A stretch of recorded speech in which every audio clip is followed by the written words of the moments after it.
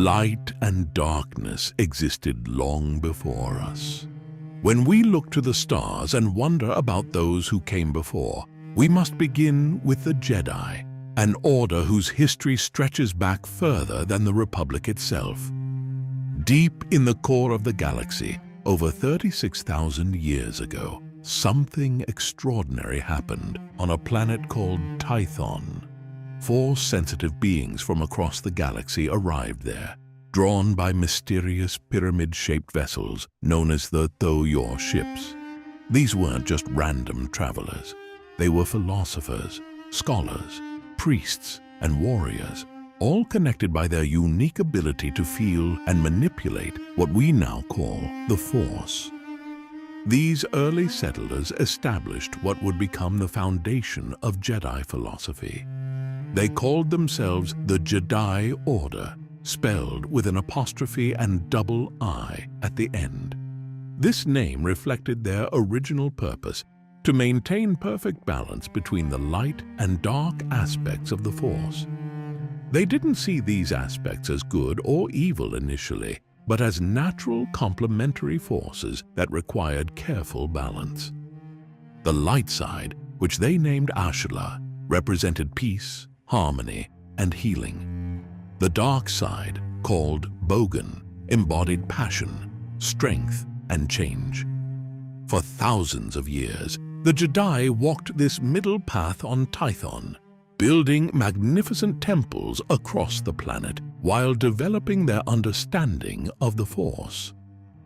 When students leaned too far toward either extreme, the Jedi had a unique solution. Those who fell too deeply into Ashla were sent to meditate on Tython's moon Bogan to reconnect with their passion. Those consumed by darkness were sent to the moon Ashla to find calm.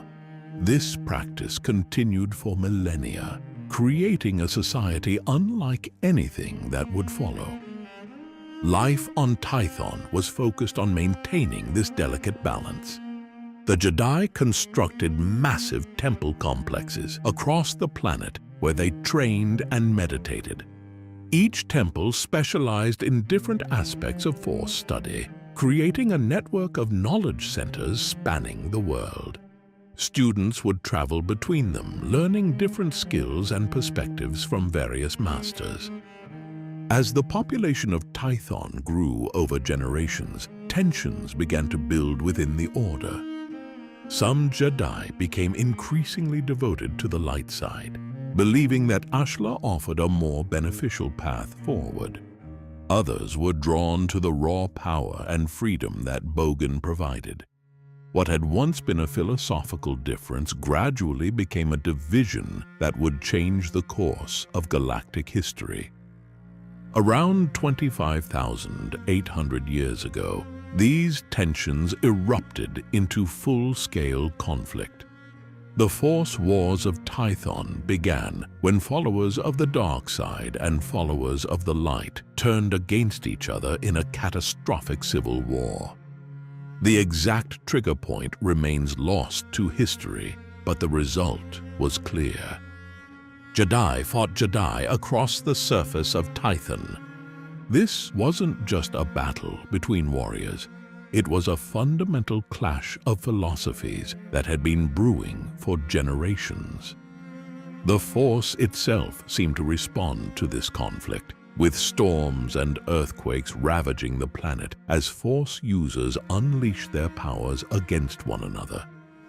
Tython's ecosystem, once beautiful and balanced, became unstable and damaged as the war raged on.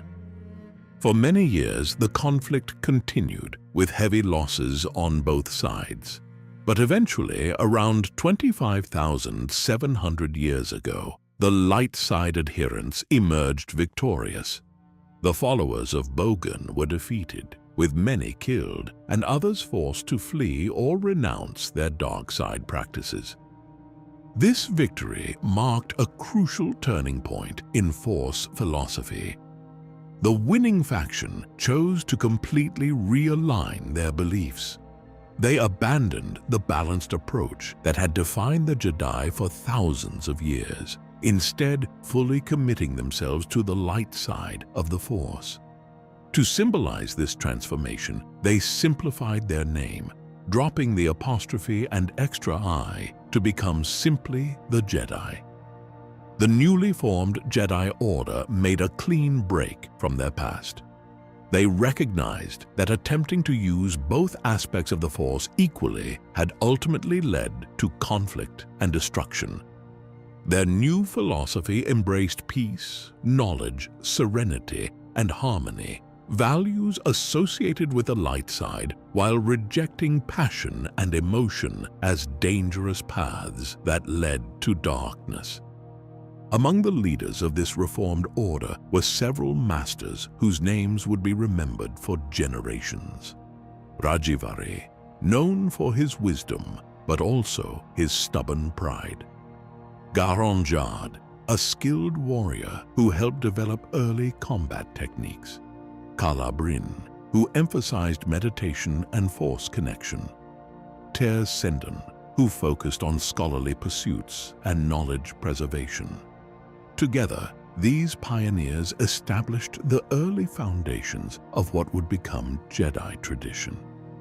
They created the first formal Jedi councils, governing bodies that would direct the Order through collective wisdom rather than individual leadership.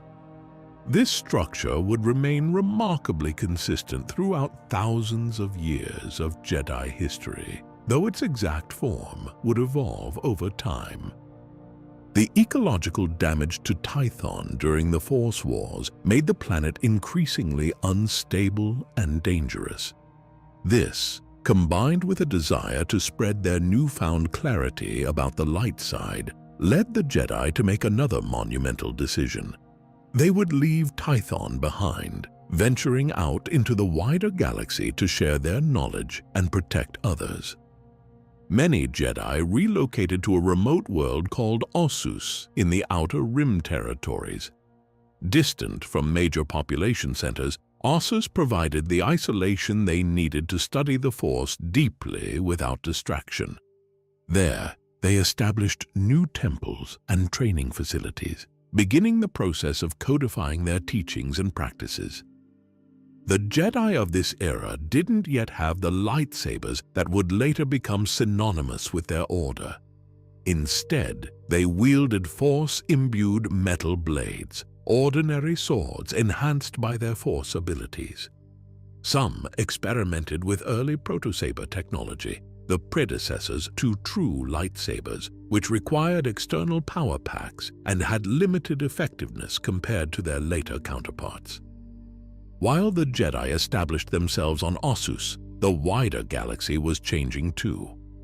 Around 25,000 years ago, the Galactic Republic was founded, bringing thousands of star systems together under a shared government. This new political entity, centered on Coruscant, would become intrinsically linked with Jedi history moving forward. Initially, the Jedi maintained their distance from this emerging government, preferring to focus on their spiritual development rather than political engagement. But their reputation as wise and powerful Force users spread, and eventually the young Republic reached out to them.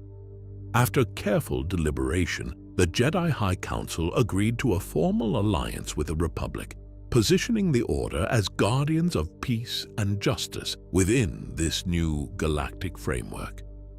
This alliance seemed beneficial at first, but unity within the Jedi ranks didn't last long. Just 500 years after the Force Wars, the Order faced its first major internal crisis.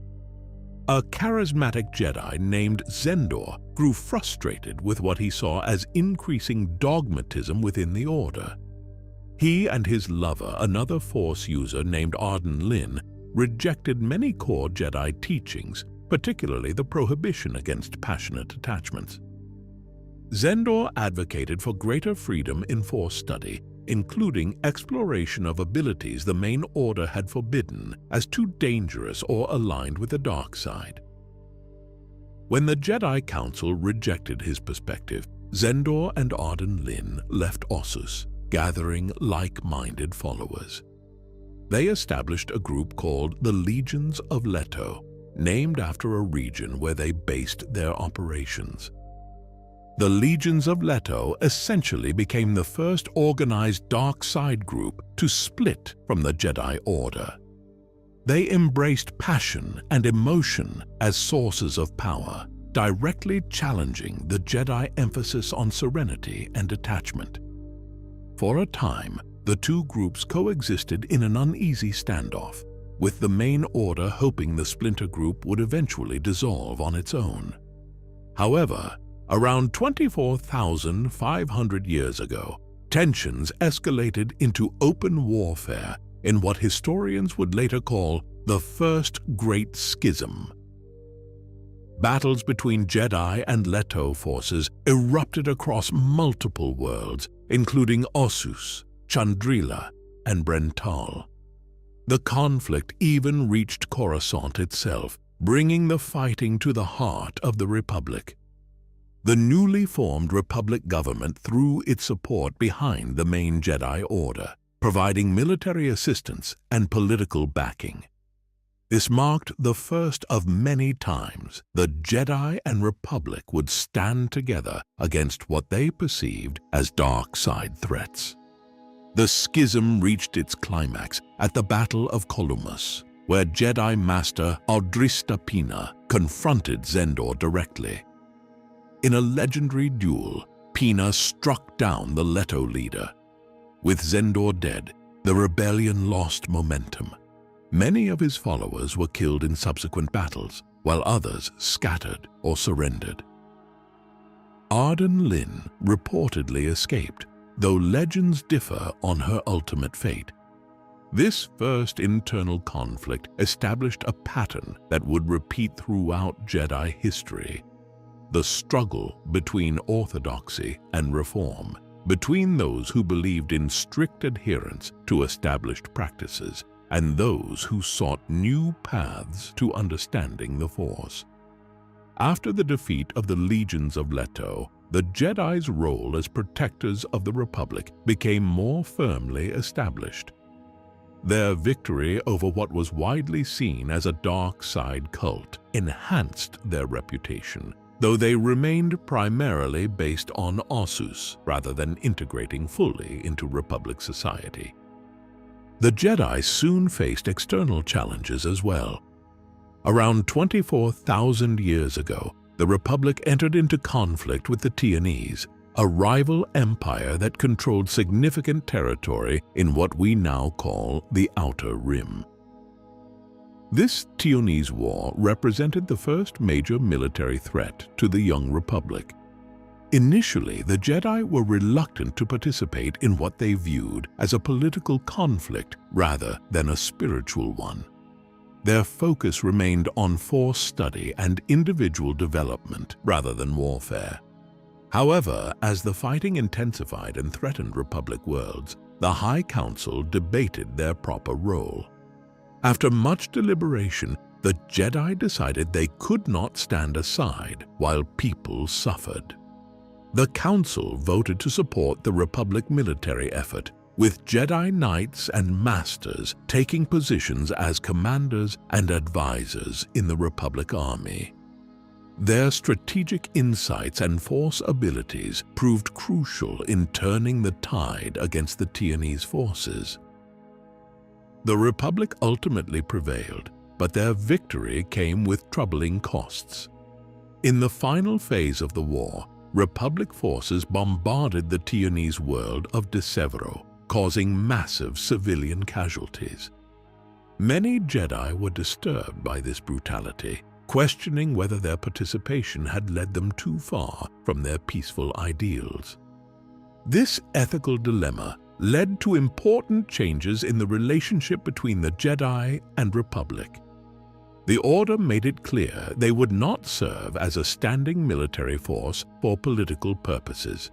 Instead, they established a system of Jedi Watchmen, individual knights assigned to frontier worlds who could serve as peacekeepers, advisors, and first responders to emerging threats. The Republic, recognizing the Jedi's concerns, took steps to address them. They disbanded the large central military that had fought the Tyranids, instead organizing defense around individual sector forces. This decentralized approach appeased the Jedi's worries about becoming tools of centralized power, helping rebuild trust between the two institutions. With these compromises in place, the Jedi Order and Galactic Republic established the partnership that would define them both for thousands of years to come. The Jedi would serve as guardians and advisors, maintaining their spiritual independence while supporting the Republic's ideals of democracy and peace. The Republic would respect Jedi autonomy while providing the political framework within which they could carry out their protective mission. This arrangement ushered in centuries of relative stability and cooperation. The Jedi expanded their activities across Republic space, establishing smaller temples and enclaves on various worlds, while maintaining their headquarters on Ossus. They integrated more deeply into Republic society than ever before, though they always preserved a degree of separation to maintain their unique culture and traditions. Throughout this period, the Jedi remained watchful for signs of dark side resurgence. The experiences of the Force Wars and First Schism had taught them that darkness could emerge from within their own ranks as easily as from outside threats. This vigilance would serve them well in the coming millennia, as they would face many challenges to their light side philosophy. The early foundation of the Jedi Order established patterns that would persist throughout their long history. Their commitment to the light side, their sometimes complicated relationship with political power, their ongoing struggle with internal dissent and dark side temptation, all these themes would play out repeatedly across thousands of years of galactic history. From their origins as the balanced Jedi on Tython to their evolution into the light side Jedi and their alliance with the Republic, these ancient foundations created an order that would shape the galaxy for millennia to come. The conflicts they faced and the decisions they made during these formative years would echo throughout their long and storied history, setting precedents that later generations of Jedi would still follow thousands of years later. Peace never lasts forever. Following the early establishment of the Jedi Order and their alliance with the Republic, the galaxy entered an era of relative stability. But beneath this calm surface, forces of darkness gathered strength, waiting for opportunities to challenge the light. For thousands of years after the First Schism, the Jedi Order continued to grow and evolve alongside the Republic. They refined their philosophies, expanded their understanding of the Force, and settled into their role as guardians of peace. While minor conflicts occasionally demanded their attention, nothing approached the scale of the wars that would eventually come. This period of relative tranquility lasted until approximately 12,000 years before the Battle of Yavin, when a disturbing shift in Republic politics forced the Jedi to confront difficult questions about their relationship with galactic governance. A fanatical religious movement known as Pius Dea gained control of the Republic through political maneuvering, placing their leader in the position of Supreme Chancellor. The Pius Dea movement began as a seemingly benign religious order, but rapidly transformed into something far more sinister once they gained political power. Under their doctrine, the Supreme Chancellor launched what history records as the Pius Dea Crusades. a series of military campaigns ostensibly meant to punish wrongdoers, but actually targeting non-human species throughout Republic space. These crusades were thinly disguised religious persecution, with entire alien civilizations branded as immoral or corrupt simply because of their species. The Republic military, previously a force for defense and stability, became an instrument of intolerance and conquest under Pius Dea leadership. The Jedi Order watched these developments with growing alarm. Throughout their history, they had maintained a delicate balance between supporting the Republic and maintaining their independence. Now they faced a moral crisis.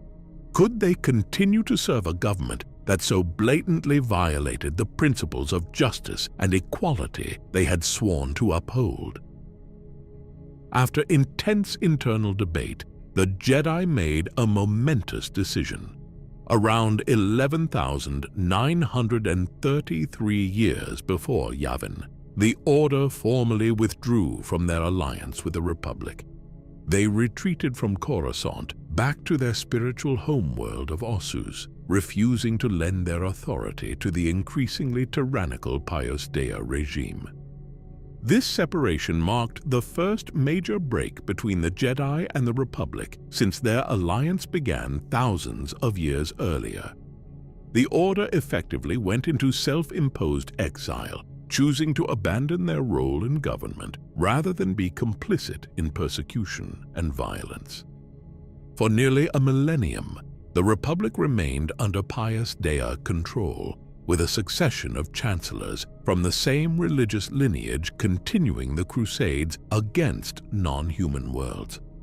Generation after generation of Republic citizens grew up indoctrinated in Pius Dea ideology, while the Jedi remained distant and withdrawn, debating among themselves about whether and how to intervene. Some Jedi argued for direct action against the corrupt government, while others counseled patience, believing that all regimes eventually fall under their own weight. This debate continued for centuries, with the Order taking no unified action while the Crusades ravaged the galaxy. Finally, around 11,100 years before Yavin, after watching almost 1,000 years of persecution from afar, the Jedi decided they could no longer remain neutral. Working with allies inside and outside the Republics, including the Kamasi and other species targeted by the Crusades, they formulated a plan to overthrow the Pius Dea theocracy. Jedi agents infiltrated the Republic Navy, strategically sabotaging key Crusader vessels and communication systems. Then, in a coordinated action, a Jedi strike team led a direct assault on Coruscant itself. They confronted the reigning Supreme Chancellor Contispex XIX, the latest in the long Pius Dea dynasty, and placed him under arrest for crimes against sentient beings. The swift and decisive Jedi action caught the regime off guard. With their leadership decapitated and their military compromised, the 1,000-year reign of Pius Dea collapsed almost overnight. In the aftermath, to ensure a smooth transition back to democratic rule, Jedi Grand Master Biel Doctavis temporarily assumed the role of Supreme Chancellor. This unusual arrangement lasted just long enough to stabilize the government and begin healing the deep wounds left by centuries of religious persecution. Doctavis instituted reforms to prevent any similar takeover in the future, then willingly stepped down, returning full control to civilian authorities. With the Pius Dea Crusades finally ended, the Jedi Order renewed their alliance with the Republic, though now with a more cautious approach to political entanglement. The experience had taught them valuable lessons about the dangers of unchecked power, even when wielded by supposedly legitimate authorities. The post-Pius Dia era ushered in a renaissance for both the Republic and the Jedi. Free from religious extremism, the galactic government returned to its founding principles of democracy and inclusivity. The Jedi, meanwhile, reaffirmed their commitment to serving as guardians of peace and justice rather than instruments of any particular political agenda. This period of renewal and enlightenment lasted for several thousand years. The Jedi expanded their knowledge of the Force, built new training facilities, and established a presence on worlds across the Republic. Their wisdom and guidance helped maintain stability through countless local conflicts and political crises that might otherwise have escalated into wider wars. But approximately 7,000 years before the Battle of Yavin, a new darkness began to take root within the Order itself. A splinter group of Jedi became fascinated with forbidden knowledge, specifically ancient techniques that used the Force to manipulate and transform living organisms. This practice, which would later become known as Sith alchemy, represented a fundamental perversion of the life-affirming principles at the heart of Jedi teaching. These renegade Jedi began conducting secret experiments using the dark side of the Force to create monstrous creatures and enhance their own powers in ways that violated natural law. When their activities were discovered, the Jedi High Council immediately condemned the practices as heresy against everything the Order stood for. Rather than accept this judgment, the practitioners of these forbidden arts declared their independence from the Jedi Order.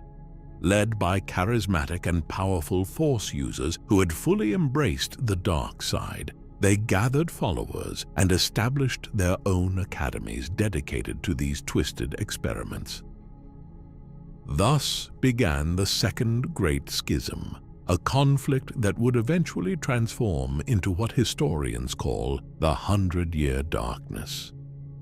This was not a simple political disagreement like the Pius Dea crisis, but a fundamental split within the Jedi Order itself over the very nature of the Force and how it should be used.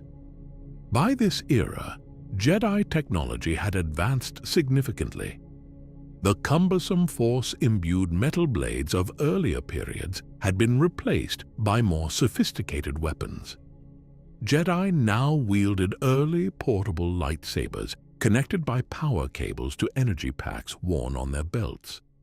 While still bulky compared to later designs, these proto-sabers gave the Jedi significant advantages in combat, allowing them to cut through almost any material and deflect energy weapons. The war between Orthodox Jedi and the dark side heretics raged across Republic space for a full century. Unlike many conflicts that came before, this was primarily a struggle between Force users, with the Republic military playing a supporting role. Both sides employed powers and techniques that ordinary beings could scarcely comprehend, causing devastation on dozens of worlds. The final confrontation came at the Battle of Korbos around 6,900 years before Yavin. There, the combined forces of the Jedi Order confronted the Dark Jedi leadership, including their most powerful member, Ajunta Pal. After fierce fighting that reshaped the surface of the planet, the Jedi emerged victorious, capturing Pal and his chief lieutenants. Faced with the question of what to do with these defeated enemies, the Jedi made a fateful decision. Rather than execute the Dark Jedi, which many believed would violate Jedi principles against killing defeated opponents, the Council chose to strip them of their weapons and exile them from Republic space.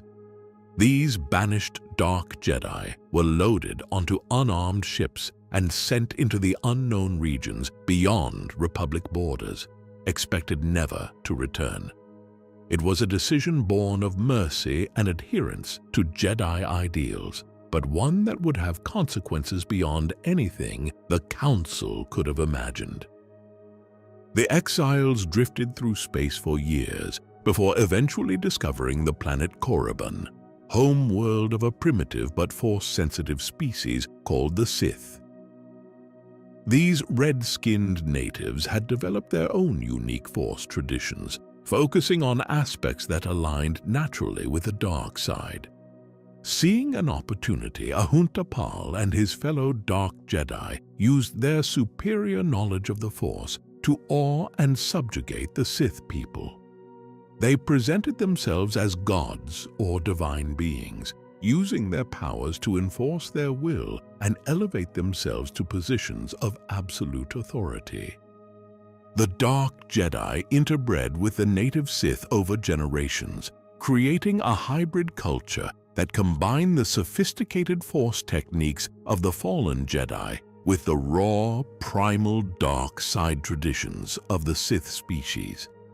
The exiles took the name of the native species for themselves, declaring themselves Sith Lords and establishing the first true Sith Order.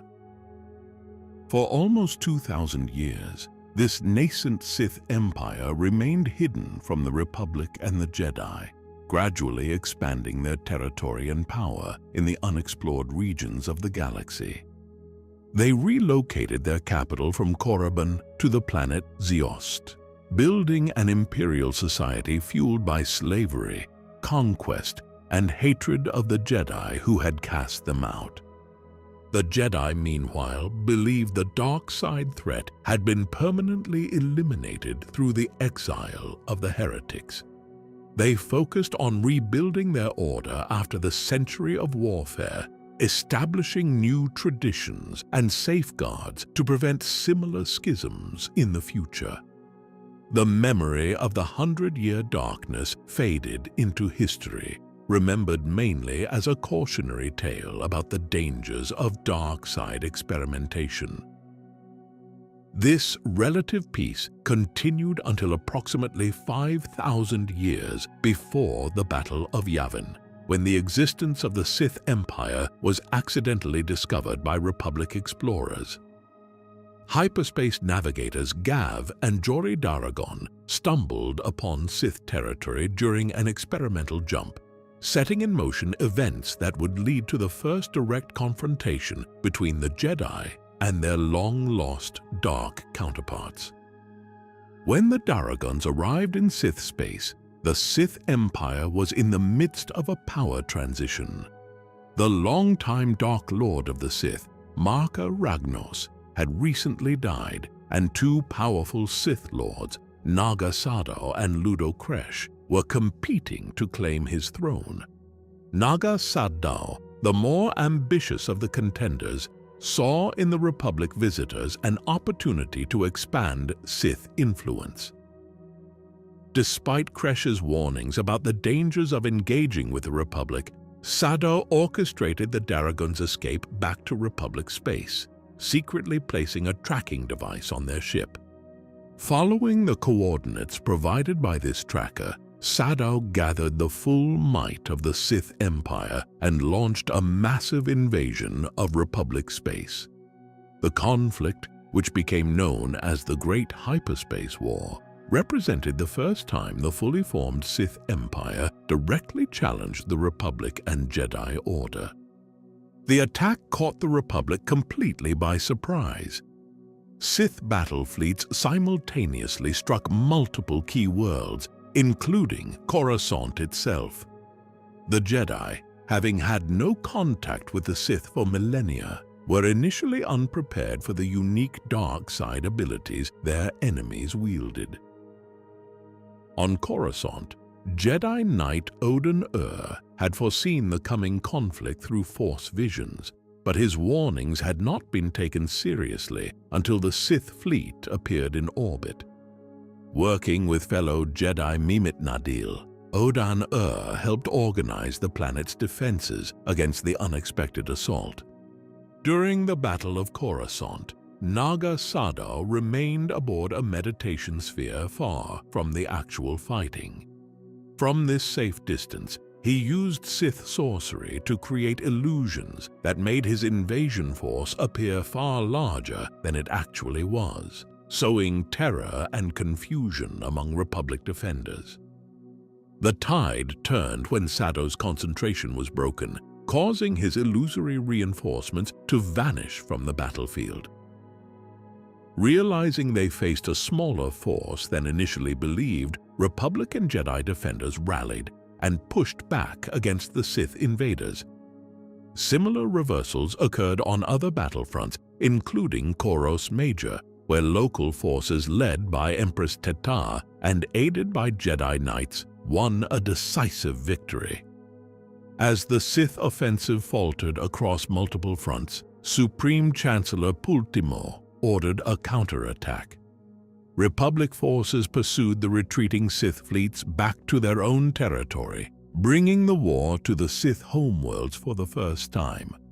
Republic and Jedi forces invaded both Korriban and Ziost, catching the Sith Empire in a state of disarray. With their forces already depleted from the failed Republic invasion and internal power struggles resurging between Sado and Kresh's factions, the Sith were unable to mount an effective defense of their core worlds. The Republic victory was overwhelming. The Sith Empire, which had developed in isolation for thousands of years, collapsed under the Republic assault. Most of the Sith Lords were killed in the fighting or subsequently executed for their crimes. Sith cities and academies were destroyed, with their knowledge and artifacts seized or demolished by Jedi teams determined to eradicate dark side influence. In the aftermath of their victory, the Jedi undertook a galaxy-wide purge of Sith knowledge. They gathered Sith texts, holocrons, and artifacts from across Republic space, either destroying them or securing them in heavily guarded vaults. This effort reflected the Order's determination to prevent any resurgence of Sith influence within Republic borders. However, the Sith were not entirely eradicated. Naga Sado himself escaped the final battle, fleeing with a small group of loyal followers to the remote jungle moon of Yavin 4. There, he used Sith alchemy to place himself in suspended animation, preserving his knowledge and power for a future revival. Other Sith survivors scattered to distant corners of the galaxy, going into hiding or establishing small enclaves far from Republic oversight. For several centuries after the Great Hyperspace War, the galaxy enjoyed relative peace. The Republic expanded and prospered, while the Jedi Order, bolstered by their victory over the Sith, entered a golden age of philosophical and spiritual development. Few suspected that the legacy of the Sith Empire continued to survive in isolated pockets throughout the galaxy. This period of stability was shattered approximately 4,400 years before Yavin, when a talented but frustrated Jedi student named Freeden Nad fell to the dark side.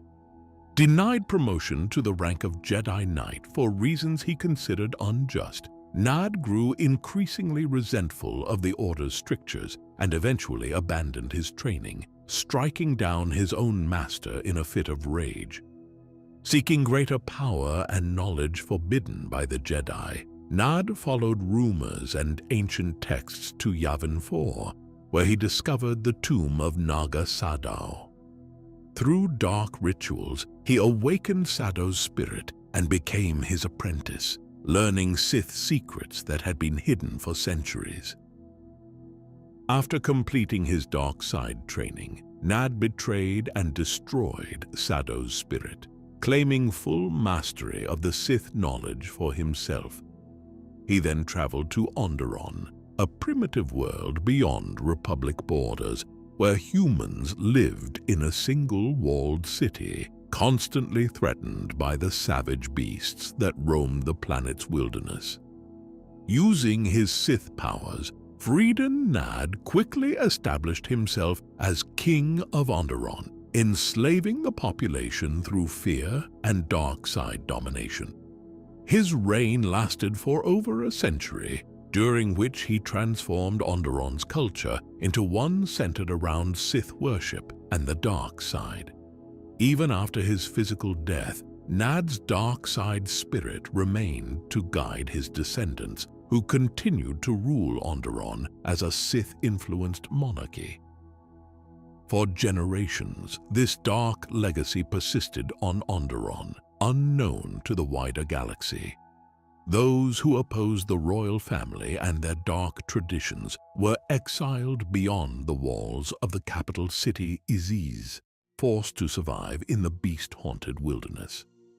Over time, these exiles learned to tame and ride the flying beasts native to Onderon, becoming known as Beast Riders and waging guerrilla warfare against the city from the skies. Around 4,000 years before Yavin, as these beast wars intensified, the Jedi Order finally became aware of the dark side presence on Onderon. Master Arca Jeth led a mission to the planet, bringing several of his apprentices to investigate and hopefully end the centuries of conflict. The Jedi discovered the truth about Freedon Nad's dark influence over the royal family and attempted to purge it from Onderon. Their efforts initially appeared successful, with Queen Amanoa, the reigning monarch, defeated and her connection to Nad's spirit broken. However, they soon learned that the dark side corruption ran deeper than they had realized. King Omin, Amanoa's elderly husband, who had been thought too frail to pose a threat, revealed himself as a powerful dark side user who had been communing with Nad's spirit for decades. He launched what became known as the Freedon Nad Uprising, mobilizing a cult of Nad worshippers against the Jedi and temporarily capturing Master Arca Jeth. The conflict escalated to the point where the Republic military was called in to assist the Jedi in putting down the uprising. After fierce fighting, Omin was defeated, and Freedon Nad's spirit was finally banished from Onderon. To prevent any further dark side influence, the Jedi moved Nad's remains to the nearby moon of Duxun, burying them in a tomb of Mandalorian iron designed to contain dark side energy. The resolution of the Freedon Nad Uprising appeared to close a dark chapter in galactic history, but events would soon prove that the legacy of the Sith continued to find new vessels.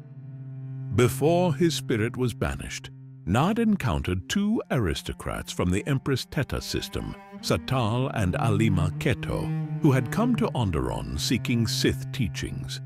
He passed crucial knowledge to them before the Jedi could stop him. The Ketos returned to their home system and used their new dark side abilities to overthrow the legitimate government, establishing a Sith cult called the Krath that would soon threaten the entire Republic.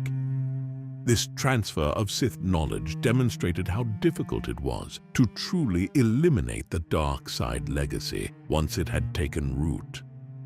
Around 4,250 years before Yavin, not long after the events on Onderon, another group of Jedi stationed on Coruscant fell to the dark side. Unlike the Freedon Nad situation, which involved ancient Sith influence, this incident appeared to be a spontaneous dark side conversion triggered by ambition and forbidden experimentation. This group attempted a coup within the Jedi Temple on Coruscant, hoping to reshape the Order according to their dark side philosophies. When the coup failed, they fled to the remote Volta system, pursued by loyal Jedi determined to bring them to justice. In the Volta system, the Dark Jedi discovered an ancient piece of technology called the Cosmic Turbine, a superweapon of unknown origin with tremendous destructive potential. In their recklessness and hunger for power, They activated the device without fully understanding its function or controls. The result was catastrophic. The cosmic turbine, once activated, could not be shut down or contained. It created a chain reaction that destroyed not just the Dark Jedi, but the entire Volta system, obliterating several planets and countless innocent lives. This incident, known as the Third Great Schism or the Volta Cataclysm, ended with the complete self-destruction of the Dark Jedi faction. The Jedi Order was deeply shaken by this third major internal division. Coming so soon after the Freedon Nad incident, it suggested that the Order's vulnerabilities to dark side influence ran deeper than many had believed. The Council implemented new safeguards and training protocols to identify potential dark side corruption earlier and prevent similar schisms in the future. While the Jedi worked to strengthen their internal stability, dark forces continued to gather strength beyond their awareness.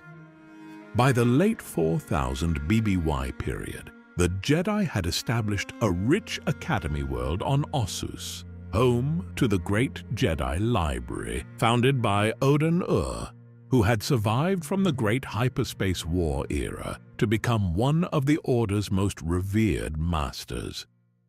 The library on Ossus became the largest repository of Jedi knowledge in the galaxy, containing countless texts, artifacts, and holocrons dating back to the earliest days of the Order. Jedi scholars and students from across the Republic journeyed to Ossus to study these collections, making it the intellectual heart of the Order. At the same time, the Jedi established a growing presence on Coruscant, building a formal temple to house those Jedi who worked most closely with the Republic Senate and government. This dual-center arrangement with spiritual and scholarly activities centered on Ossus, while political and diplomatic functions operated from Coruscant, would characterize the Jedi Order for the next several centuries. During this period of apparent stability and growth, two individuals would emerge whose actions would shake the foundations of both the Republic and the Jedi Order. The first was Exar Kun, a talented but arrogant Jedi Knight whose hunger for forbidden knowledge led him down a dark path. Despite warnings from his masters about the dangers of Sith artifacts, Kun began researching ancient dark side techniques in secret. In 3997 BBY, Kun traveled to Duxin, where he broke into Freedon Nad's tomb seeking Sith teachings. There, he encountered Nad's spirit, which guided him to the Sith homeworld of Korriban for further dark side instruction. Though Kun initially resisted total corruption, claiming he sought knowledge only for study, his exposure to Sith artifacts gradually eroded his Jedi training. Nad's spirit eventually led Kun to Yavin 4, where Naga Sadow had hidden centuries earlier.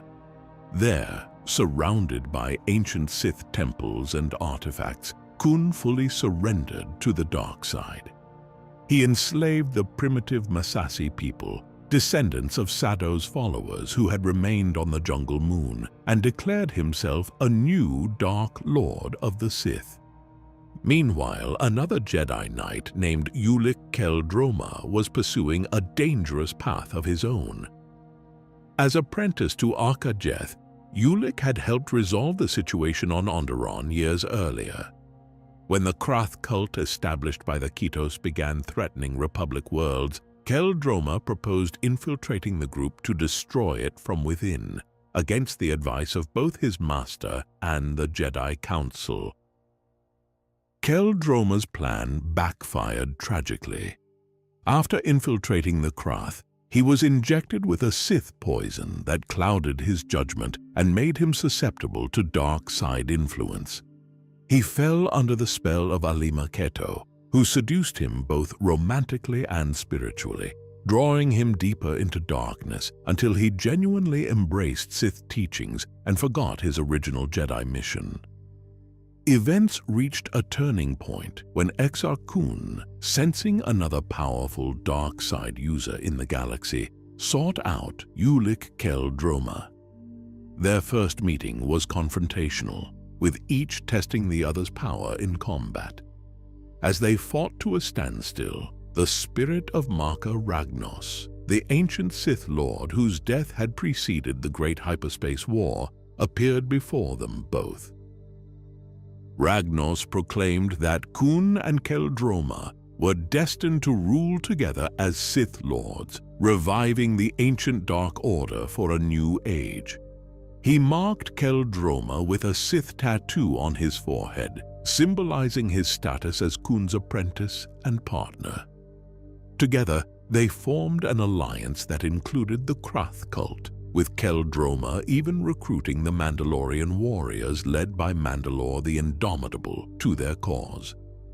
This coalition launched what became known as the Great Sith War, the most serious threat the Republic had faced since the Great Hyperspace War 5 centuries earlier. Unlike previous dark-side conflicts, which were often limited in scope, this war engulfed much of Republic space in coordinated attacks and systematic campaigns designed to destroy both the Republic government and the Jedi Order. Exar Kun employed particularly insidious tactics against his former Jedi brethren. He visited the Jedi Temple on Coruscant, ostensibly to speak with apprentices about the dangers of the dark side. Instead, he used his charisma and power to persuade many young, impressionable Jedi to join his Brotherhood of the Sith, teaching them forbidden techniques and turning them against their masters. These corrupted apprentices returned to their academies and murdered their Jedi masters in their sleep, delivering a devastating blow to the Order's leadership in a single night. This treachery, coming from within the Order itself, shocked the Jedi to their core and left them vulnerable to the military campaigns that followed. The Sith coalition pressed their advantage on multiple fronts. Mandalorian forces led by Ulic Kel Droma launched a bold assault on Coruscant itself, penetrating all the way to the Senate building before finally being repelled and captured. When Kel Droma was put on trial for war crimes, Exar Kun mounted a daring rescue operation, walking directly into the Senate chamber during the proceedings. In one of the most audacious acts in Republic history, Kun used Sith sorcery to paralyze the assembled senators and Jedi, assassinated the Supreme Chancellor in front of the entire galactic government, and freed his apprentice, all without suffering any consequences. The pair escaped Coruscant, demonstrating the Republic's vulnerability even at its very heart. With the Republic reeling from these attacks, Kun unveiled his most devastating strategy. Using the telepathic abilities enhanced by his Sith training, he reached out to all the apprentices and knights he had secretly converted across the galaxy. At his signal, these hidden agents rose up and attacked their fellow Jedi, creating chaos and betrayal at every major Jedi installation. While the Order struggled to determine who remained loyal and who had turned traitor, Kun and Kel Droma pursued an ancient superweapon they had learned about through Sith texts. They located Naga Sado's long-lost Sith battleship, which contained technology capable of triggering stellar explosions. Using this terrible weapon, they caused the Kron Cluster, a group of 10 stars near the Jedi stronghold of Ossus, to go supernova. The resulting shockwave headed directly toward Ossus, giving the Jedi only hours to evacuate their ancient library world before it would be engulfed in stellar fire. As the Jedi rushed to save what treasures and knowledge they could from the Great Library, Kun and Kel Droma arrived on Ossus, intent on stealing whatever artifacts the Jedi couldn't evacuate in time. In the chaos of the evacuation, Ulic confronted his own brother, Kel Droma, who had remained loyal to the Jedi and now tried to convince Ulic to turn back from the dark path. In a moment of blind rage, Ulic struck down his brother in lightsaber combat. The horror of killing his own flesh and blood broke through the dark side influence that had clouded his mind for so long. As he stood over his brother's body, overcome with grief and regret, Jedi Knight Nomi Sunrider used a rare and powerful technique to sever Ulic's connection to the Force entirely. Unable to feel the Force that had been his constant companion since childhood, Ulic surrendered to the Jedi and turned away from the Sith. He offered to lead them to Exar Kun's stronghold on Yavin 4, hoping to make amends for his role in the devastation by helping to end the war. With Ulic's guidance, a massive Jedi force converged on Yavin 4, determined to bring Kun to justice. Sensing defeat, the Sith Lord enacted a desperate final gambit. He gathered all his Masashi followers into the Great Temple and performed a dark ritual of untold power, sacrificing their life energy to separate his spirit from his physical body. The ritual succeeded, but not entirely as Kun had intended. As the Jedi attack force bombarded the temples from orbit, the combined light side power of hundreds of Jedi, led by Nomi Sunrider, created what they called a wall of light to contain and counteract Kun's dark energy. The collision of these immense force powers created a firestorm that swept across the moon's surface. When the fires died down, Exar Kun's physical form was destroyed, but his spirit had become trapped within the stone walls of the Masashi Temple, neither fully alive nor truly dead.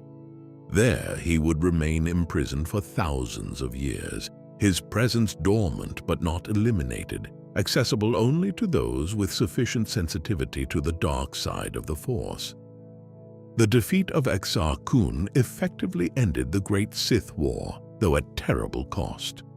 The Jedi Order had lost many of its greatest masters to betrayal.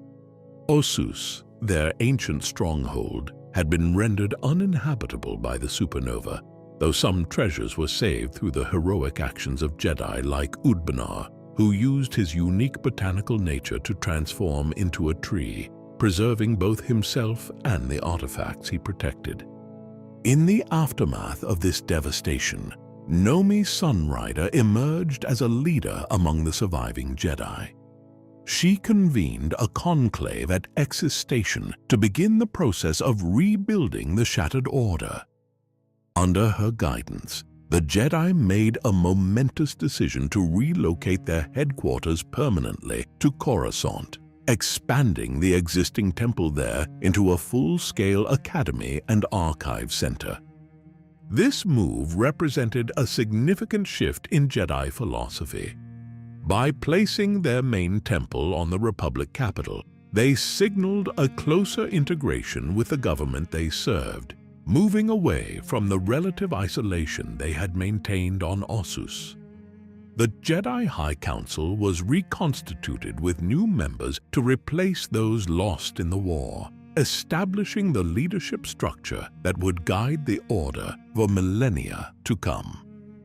Ulic Qel-Droma, though absolved of his crimes due to his final assistance against Kun, remained cut off from the Force. He chose exile, wandering the galaxy in search of some form of redemption or peace. His story, becoming a cautionary tale taught to Jedi, initiates about the dangers of arrogance and the dark side. For the next generation, the galaxy worked to recover from the devastation of the Great Sith War. The Republic rebuilt its military and infrastructure, while the Jedi focused on training new knights to replace those lost in the conflict. This period of recovery would be shorter than anyone hoped, as new threats were already gathering on the horizon. Approximately 40 years after the defeat of Exar Kun, around 3976 BBY, the Mandalorian warrior culture that had allied with the Sith during the war re-emerged as an independent threat. Under the leadership of a new warlord bearing the title Mandalore the Ultimate, they began a campaign of conquest targeting worlds in the Outer Rim. The Mandalorians had historically been a nomadic culture of skilled fighters with a complex honor code centered around combat prowess. Following their defeat in the Great Sith War, they had retreated to rebuild their strength and rediscover their cultural identity. Now they returned, more organized and better equipped than ever before, having incorporated technology from dozens of conquered worlds into their arsenal. Their expansion began slowly at first, focusing on systems far from Republic centers of power. Many of these initial targets were worlds still recovering from the Sith War, making them vulnerable to Mandalorian aggression. As they conquered each new planet, they assimilated useful technology and resources, growing progressively stronger and more dangerous. The Republic, still rebuilding from the Sith War itself, was slow to recognize the growing Mandalorian threat. By the time Republic leadership began to take the situation seriously, Mandalorian forces had already established control over significant portions of the Outer Rim and were pushing toward mid-rim worlds. The Jedi Order, led by a High Council still traumatized by the betrayals and losses of the Exar Kun conflict, adopted a position of caution and restraint. They advised the Republic to strengthen its existing borders and prepare defenses rather than engaging the Mandalorians directly. The Council argued that there might be unseen dark side influences behind the Mandalorian advance, and rushing into conflict could repeat the mistakes that had led to disaster a generation earlier. The cautious approach proved deeply controversial within the Jedi ranks. Many younger knights who had grown up hearing stories of Jedi heroism but had not personally experienced the horrors of the Sith War believed the Order had a duty to act immediately to protect innocent lives being lost on the frontier. They saw the Council's hesitation as a failure of nerve rather than wisdom. Among these dissidents was a charismatic and talented Jedi Knight named Revan. Alongside his close friend and fellow Knight Alec, later known as Malik, Revan began speaking out against the Council's inaction, arguing that the Jedi could not claim to be guardians of peace while standing aside as worlds burned. When the Council maintained their position of non-intervention despite escalating Mandalorian attacks, Revan made a fateful decision. He would go to war with or without Council approval. Gathering like-minded Jedi who shared his convictions, Revan formed a splinter group that came to be known as the Revanchists, after their leader's name. These Jedi volunteers joined Republic military forces on the front lines, directly defying the Council's orders. Their arrival provided a much-needed morale boost to Republic troops who had been fighting a losing battle against the superior Mandalorian tactics and technology. Under Revan's strategic leadership, what had been a one-sided slaughter slowly transformed into a more balanced conflict. Revan proved to be a military genius of extraordinary caliber, developing counters to traditional Mandalorian battle doctrines and exploiting weaknesses the Republic had previously failed to identify. As the war progressed, however, observers began to notice disturbing changes in Revan and his followers. The idealistic Jedi who had set out to save innocent lives became increasingly pragmatic and ruthless in pursuit of victory. Revan adopted a distinctive mask, never showing his face in public, and his strategies grew more calculating and cold, willing to sacrifice individual battles or even planets to secure larger strategic advantages. The war reached its climax in 3960 BBY at the Battle of Malachor V.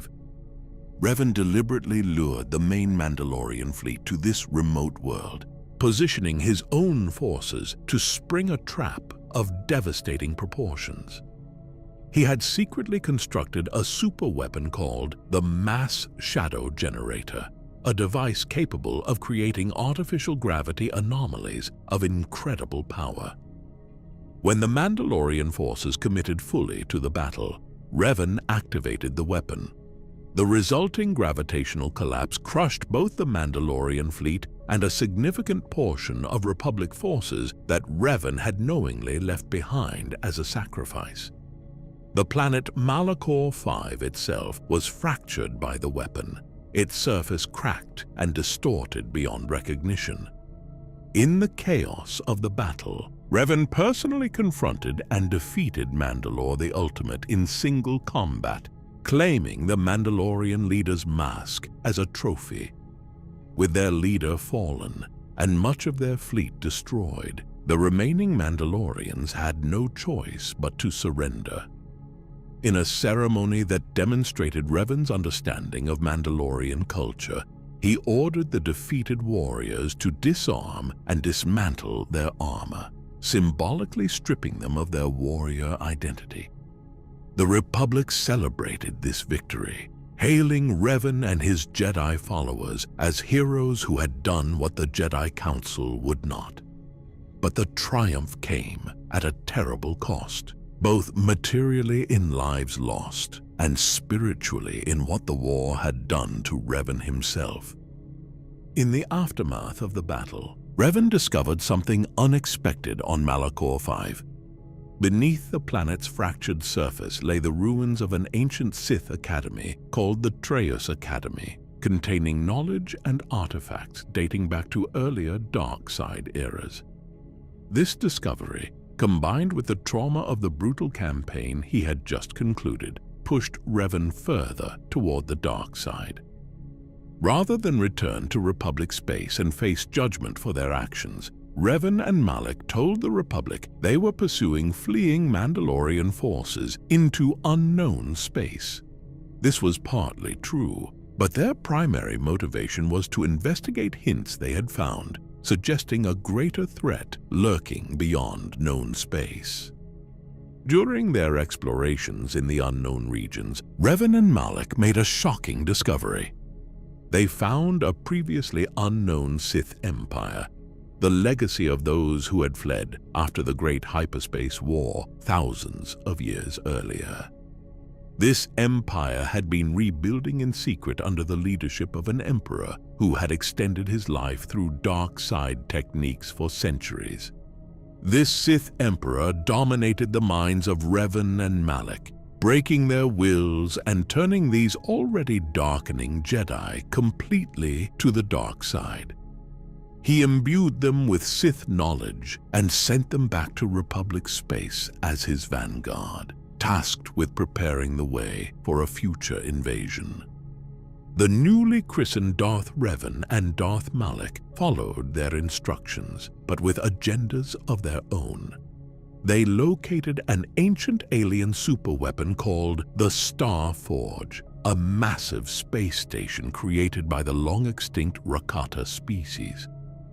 The Star Forge drew energy directly from a nearby star, using it to create an endless supply of ships, droids, and weapons. Around 3950 BBY, Revan and Malak returned to Republic space at the head of a massive fleet built by the Star Forge. They brought with them countless Jedi Knights and Republic soldiers who had followed them during the Mandalorian Wars, now corrupted to serve the dark side.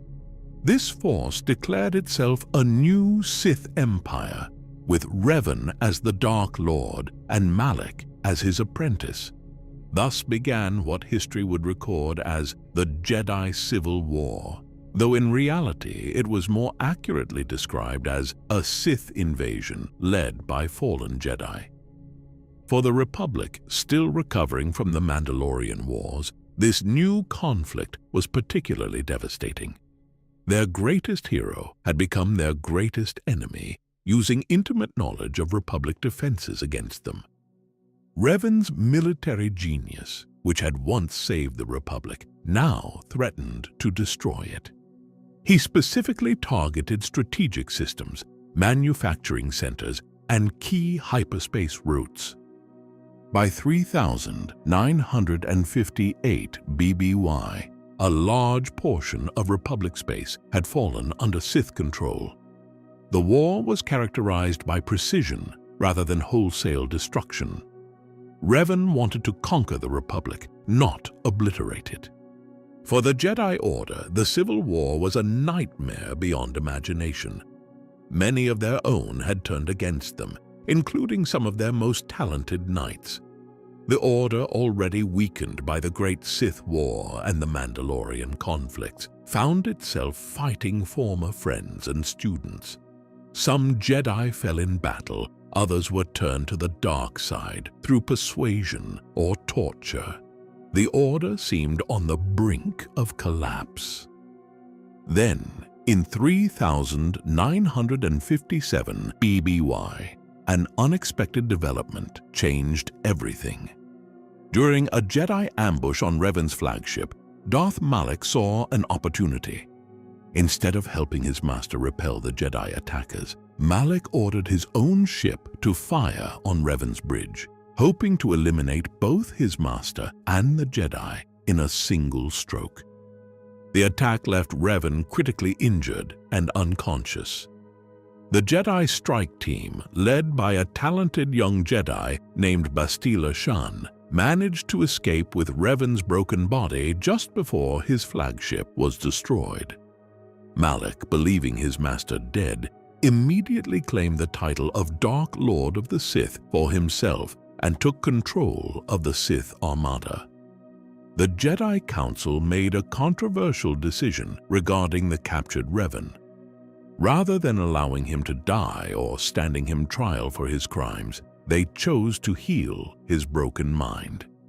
In the process, they wiped away his memories of being Revan entirely, giving him a new identity as a loyal Republic soldier.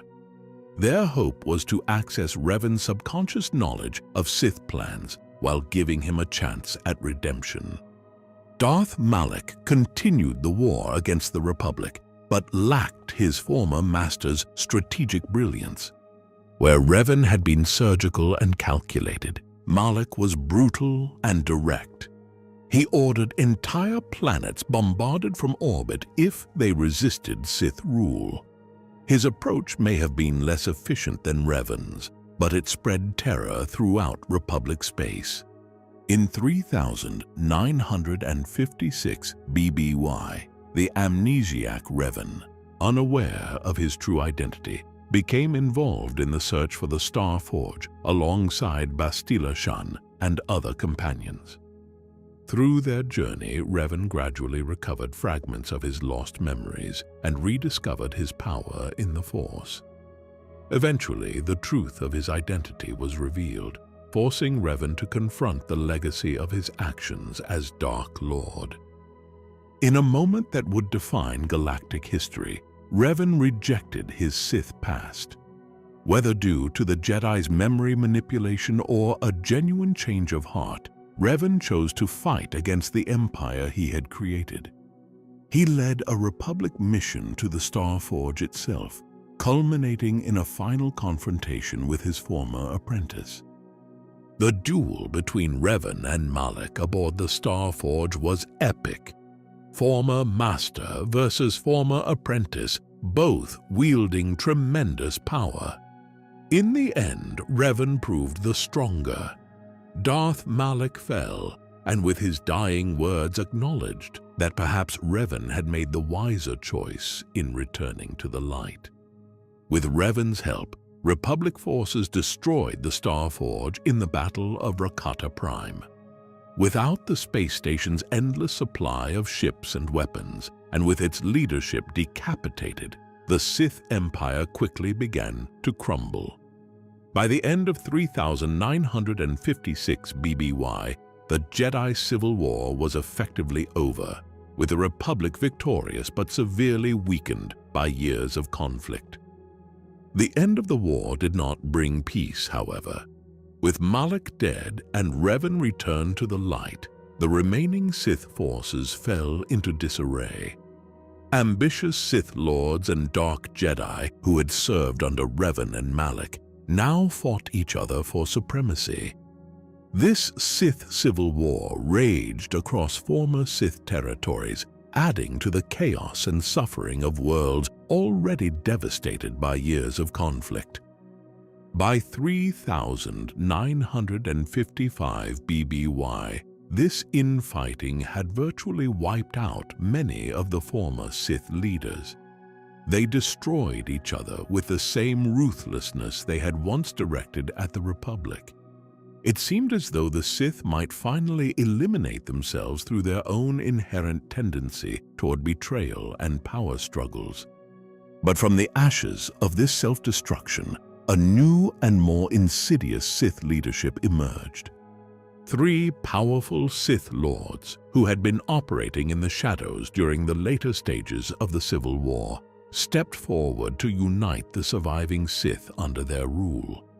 Together, they formed what history would call the Sith Triumvirate. The first was Darth Traya, once known as Kriya, who had been Revan's Jedi Master before his fall. Her specialty was manipulation and strategy, seeing connections in the Force that others missed. The second was Darth Nihilus, a being of pure hunger who had survived Malachor V only by becoming something barely human, a wound in the Force that consumed life energy. The third was Darth Sion, called the Lord of Pain, who had used hatred and the dark side to keep his shattered body intact, achieving a form of painful immortality. These 3 established their headquarters at the Trayus Academy on Malachor V, the same place where Revan had first found Sith teachings years earlier. From this hidden base, they developed a plan not merely to defeat the Republic, but to destroy the Jedi Order completely. Their approach was subtle and terrifying. Rather than engaging in open warfare like their predecessors, the Triumvirate waged a shadow campaign of assassination and subversion. From 3954 to 3951 BBY, they orchestrated what became known as the First Jedi Purge, systematically hunting down and eliminating Jedi throughout the galaxy. Darth Nihilus played a particularly devastating role in this purge. His unique ability to drain Force energy on a massive scale made him a living weapon against Jedi. The most notorious example came when Nihilus attacked the planet Qatar, where the Jedi had gathered for a conclave to discuss the growing threat. In a single moment of terrible power, Nihilus drained the life from the entire planet, killing all the Jedi present and every other living being on Qatar. While Nihilus hunted Jedi openly, Darth Sion tracked down survivors one by one, his broken body unable to die, giving him a relentless persistence that exhausted even the most capable Jedi Masters. Meanwhile, Traya worked from the shadows, manipulating events and setting elaborate traps to draw out any Jedi in hiding. The Jedi Order, already weakened by decades of continuous warfare, was pushed to the brink of extinction. Those who weren't killed went into hiding, severing their connection to the Force or fleeing to the farthest reaches of the galaxy. Soon enough, the Order that had stood for thousands of years was reduced to a handful of survivors in hiding. In this darkest hour, an unlikely hero emerged.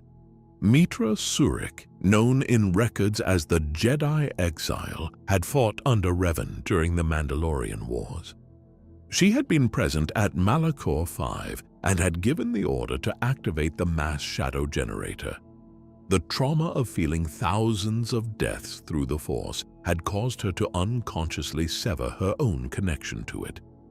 Stripped of her powers and exiled by the Jedi Council for following Revan to war, Surik had spent years wandering the Outer Rim. In 3951 BBY, she returned to Republic space, gradually reconnecting with the Force.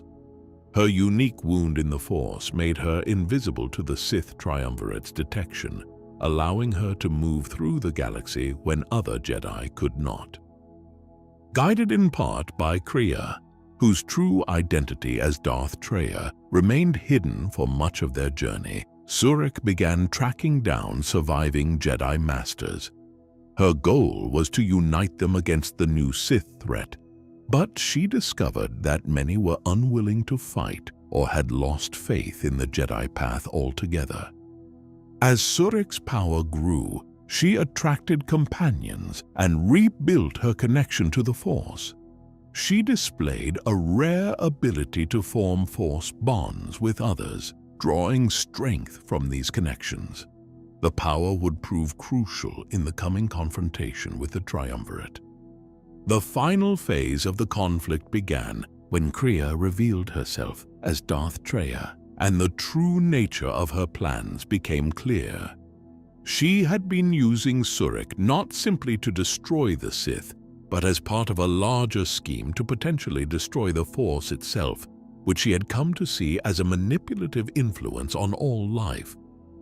Surik was forced to confront each member of the Triumvirate in turn.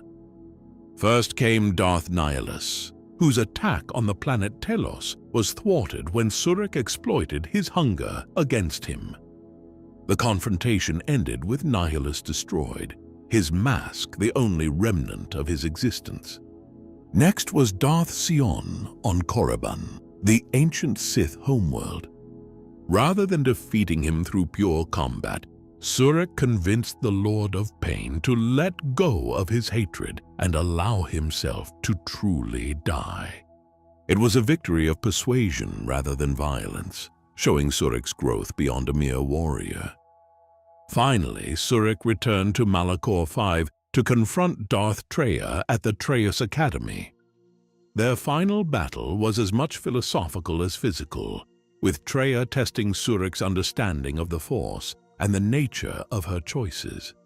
In the end, Surik prevailed, defeating her former mentor and ending the Triumvirate's threat. With the battle won, Surik activated the repaired mass shadow generator one final time, destroying Malachor V and the Trayus Academy completely. This act erased the primary nexus of Sith power that had corrupted so many, from Revan to the Triumvirate. By around 3950 BBY, the first Jedi Purge had ended. The Sith Triumvirate was destroyed, and the surviving Sith followers scattered or went into hiding. Mitra Surik began the process of rebuilding the Jedi Order with a handful of Force sensitives she had trained during her journey. The galaxy entered a period of relative stability following these events, with the Jedi slowly rebuilding their numbers and the Republic recovering from decades of conflict. For almost 2,000 years, no major Sith power would threaten galactic peace. Individual dark side users and small cults occasionally emerged, but nothing approaching the scale of the previous Sith regimes. This period of comparative quiet ended around 2000 BBY, when a rogue Jedi Master named Fannius rejected the Order's teachings and embraced the dark side. Taking the name Darth Ruin, he gathered followers from various dark side cults and Sith remnants, forming a new Sith empire in the Outer Rim. Darth Ruin's secession triggered what became known as the New Sith Wars, a series of conflicts that would span an entire millennium. Unlike previous galactic wars, which typically lasted for years or decades, the new Sith Wars represented an era of on and off warfare, shifting alliances, and multiple competing factions. The early phase saw Ruin's Sith Empire strike at the Republic, which responded with military force. Darth Ruin himself eventually fell victim to betrayal from his own followers, a common fate among Sith leaders. But the movement he had started continued to grow, with various Sith warlords carrying on the fight against the Jedi and Republic. As the conflict dragged on for centuries, both the Republic and Jedi Order underwent significant changes. The prolonged strain of constant warfare pushed many Jedi toward more militant stances. Some Jedi Knights assumed the title of Jedi Lords, effectively becoming feudal rulers over entire sectors, raising armies and governing territories as a bulwark against Sith expansion. This decentralization of Jedi authority represented a major departure from traditional Order structure. Rather than operating under the unified direction of the High Council, these Jedi Lords functioned with considerable autonomy, making decisions based on local conditions and immediate threats rather than broader principles. The Republic, meanwhile, saw its effective borders shrink dramatically. Large portions of the outer and mid-rims fell under Sith control at various points, with only the core worlds remaining consistently under Republic protection. Within the contested territories, life became a cycle of occupation, liberation, and reoccupation as control shifted back and forth between Republic and Sith forces. Around 1010 BBY, after centuries of this grinding conflict, a charismatic figure emerged who would change the nature of the war. Skir Khan, a former Jedi Master who had fallen to the dark side, grew frustrated with the counterproductive infighting among Sith factions. He proposed a revolutionary approach to Sith organization based on unity and shared purpose rather than individual ambition. Khan established what he called the Brotherhood of Darkness, a Sith order that rejected the traditional hierarchy dominated by a single Dark Lord. Instead, he crowned multiple Sith as Dark Lords within the Brotherhood, creating a leadership council where all members were theoretically equal. This democratic approach to darkness was meant to eliminate the internal betrayals that had consistently undermined Sith efforts throughout history. Under Khan's leadership, the fragmented Sith forces began to reunify. With their internal conflicts temporarily set aside, they once again posed a serious threat to the Republic, launching fresh offensives that caught many worlds by surprise after decades of relative stalemate. The Republic and Jedi responded to this renewed Sith unity with their own reorganization. A Jedi Master named Lord Hoth gathered Jedi Knights and Republic forces into what he called the Army of Light, dedicated to finally ending the Sith threat once and for all. Hoth brought together many of the independent Jedi Lords under a single command structure, creating the most unified Jedi military force seen in centuries. What followed was some of the largest-scale battles between Jedi and Sith forces ever recorded, with hundreds of Force users clashing directly on battlefields across the galaxy. The final phase of this thousand-year conflict converged on the planet Ruusan, where the Army of Light cornered the main forces of the Brotherhood of Darkness. 7 major battles were fought on Ruusan, with neither side able to gain a decisive advantage. The 7th Battle of Ruusan would prove to be the last. As defeat loomed for the Brotherhood, Lord Khan grew increasingly unstable. He turned to an ancient Sith superweapon called the Thought Bomb, a ritual device that could destroy all Force-sensitive beings within its blast radius. Believing it their only hope for victory, Khan convinced his fellow Dark Lords to help him prepare the Thought Bomb, planning to lure the Jedi close enough to be caught in its destructive radius. Lord Hoth, sensing the danger but unwilling to allow any Sith to escape, led a strike force of Jedi to confront them directly in the caves where they had gathered. The weapon detonated with catastrophic results, annihilating all Force-sensitive beings in the area. Lord Khan, his entire Brotherhood, and Lord Hoth's Jedi strike force were killed instantly.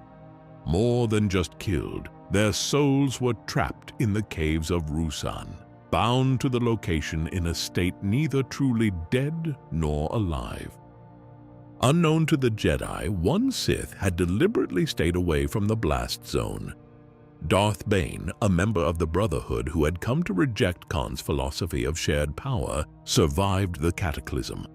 From the ashes of the Brotherhood's destruction, Bane would establish a new Sith doctrine called the Rule of Two, limiting the Sith to just one master and one apprentice to prevent the infighting that had repeatedly doomed them in the past. The Republican Jedi, however, believed the Sith had been completely eradicated in the Thought Bomb explosion. With the apparent extinction of their ancient enemy, both institutions used the opportunity to implement sweeping reforms. The year 1000 BBY marked the beginning of the Ruusan Reformation, a comprehensive restructuring of both the Republic government and the Jedi Order. Supreme Chancellor Tarsus Valorum led the political reforms, reorganizing the Galactic Republic into a more demilitarized, decentralized state. The standing military that had fought through centuries of conflict was largely disbanded, with defense responsibilities transferred to individual sector forces, supplemented by a smaller central peacekeeping force called the Judicial Department. The Jedi Order underwent equally dramatic changes under the leadership of Grandmaster Fay Coven. The era of Jedi Lords came to an end, with the Order formally renouncing military titles and feudal practices. Jedi returned to their traditional role as advisors and peacekeepers rather than generals and governors. New, stricter rules were adopted regarding Jedi training. The age limit for accepting new initiates was lowered, with the Order determining that only young children could be safely trained in the ways of the Force. Older individuals with their already formed emotional attachments and established personality patterns were deemed too vulnerable to dark side temptation. Training centers that had been established across the galaxy during the wars were mostly closed, with instruction centralized at the Jedi Temple on Coruscant. This allowed for greater supervision and standardization of training methods, ensuring all Jedi received consistent teaching aligned with the Reformed Order's philosophy. The Jedi rank system was formalized into the structure that would persist for the next 1,000 years.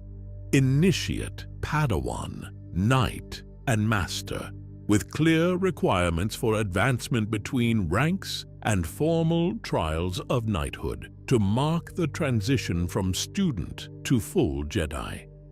Perhaps most significantly, the Jedi made a concerted effort to erase knowledge of the Sith from public consciousness. The Council of First Knowledge dispatched Jedi Shadows to locate and secure Sith artifacts and texts throughout the galaxy, removing them from circulation or locking them away in secure vaults where they could not corrupt the unwary. This policy of deliberate historical erasure proved remarkably effective.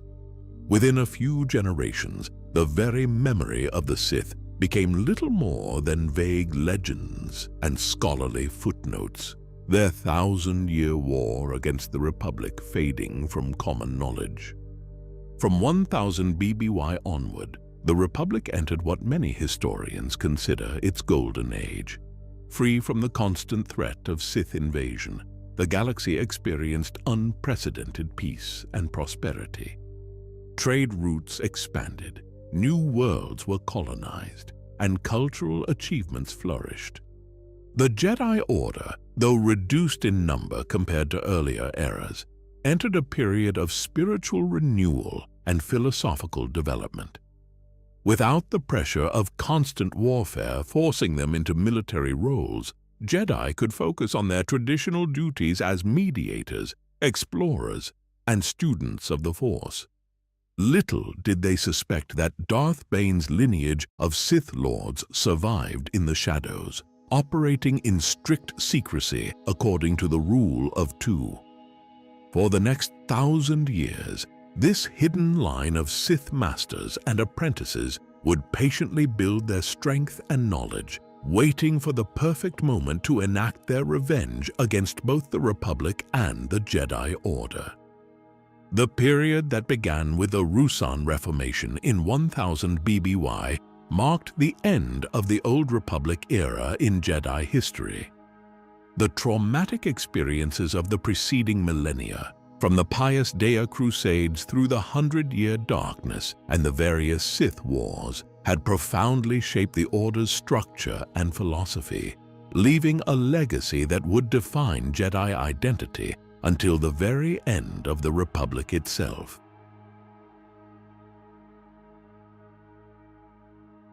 A time of peace can be just as important as war in shaping history. After centuries of conflict with the Sith, the galaxy finally entered an era of tranquility that would last nearly 1,000 years. Following the Ruusan Reformation in 1000 BBY, the Republic and the Jedi Order found themselves in an unusual position. For the first time in generations, there were no obvious enemies to fight, no dark armies marching toward their borders. The Sith, as far as anyone knew, had been completely eradicated in the thought bomb explosion on Ruusan. With this existential threat removed, both institutions had the luxury of focusing inward, addressing structural issues, and redefining their core missions. The Jedi Order had been significantly reduced in size by the final battles of the new Sith Wars. Many knights and masters had perished in the conflict, taking their knowledge and experience with them. Building back to full strength would take generations of careful recruitment and training. The early centuries following the Ruusan Reformation are sometimes called the Republic Dark Ages, though this term is somewhat misleading. It refers not to any particular calamity or suffering, but rather to a period of reduced central authority and stagnation in exploration. The Republic government, having dismantled its military infrastructure, found its ability to project power into the Outer Rim significantly diminished. Many frontier worlds drifted toward greater autonomy, though they remained nominally part of the Republic. Hyperspace exploration, which had advanced rapidly during wartime due to military necessity, slowed considerably during this period. With fewer resources devoted to charting new routes and the dangers of the unknown regions still present, the pace of galactic expansion temporarily plateaued. This contributed to the perception of these centuries as a time of introspection rather than outward growth. For the Jedi, this period was anything but dark. Free from the pressures of warfare, the Order experienced a renaissance in Force philosophy and spiritual development. Jedi scholars delved deeper into understanding the Force itself, producing influential texts that would guide the Order for centuries to come. The code that had guided the Jedi since ancient times was reaffirmed and elaborated upon, creating a more structured framework for Jedi behavior. During these centuries, the Jedi established themselves as what some called trouble consultants throughout Republic space. Without galactic wars to fight, Jedi Knights were dispatched to mediate local disputes, investigate mysterious occurrences, and generally serve as problem solvers wherever needed. These missions typically involved small teams or individual Jedi working alone, handling situations that local authorities found beyond their capabilities. But that did not require large-scale military intervention. This peacekeeping role perfectly suited the Jedi's abilities and ethics. A single knight arriving on a planet torn by civil unrest or threatened by criminal organizations could often achieve more through wisdom, negotiation, and selective use of Force abilities than an entire battalion of soldiers. The lightsaber, once primarily a weapon of war, became more of a symbol of authority and last resort during this era. Unknown to the Jedi and the Republic, however, their ancient enemy had survived.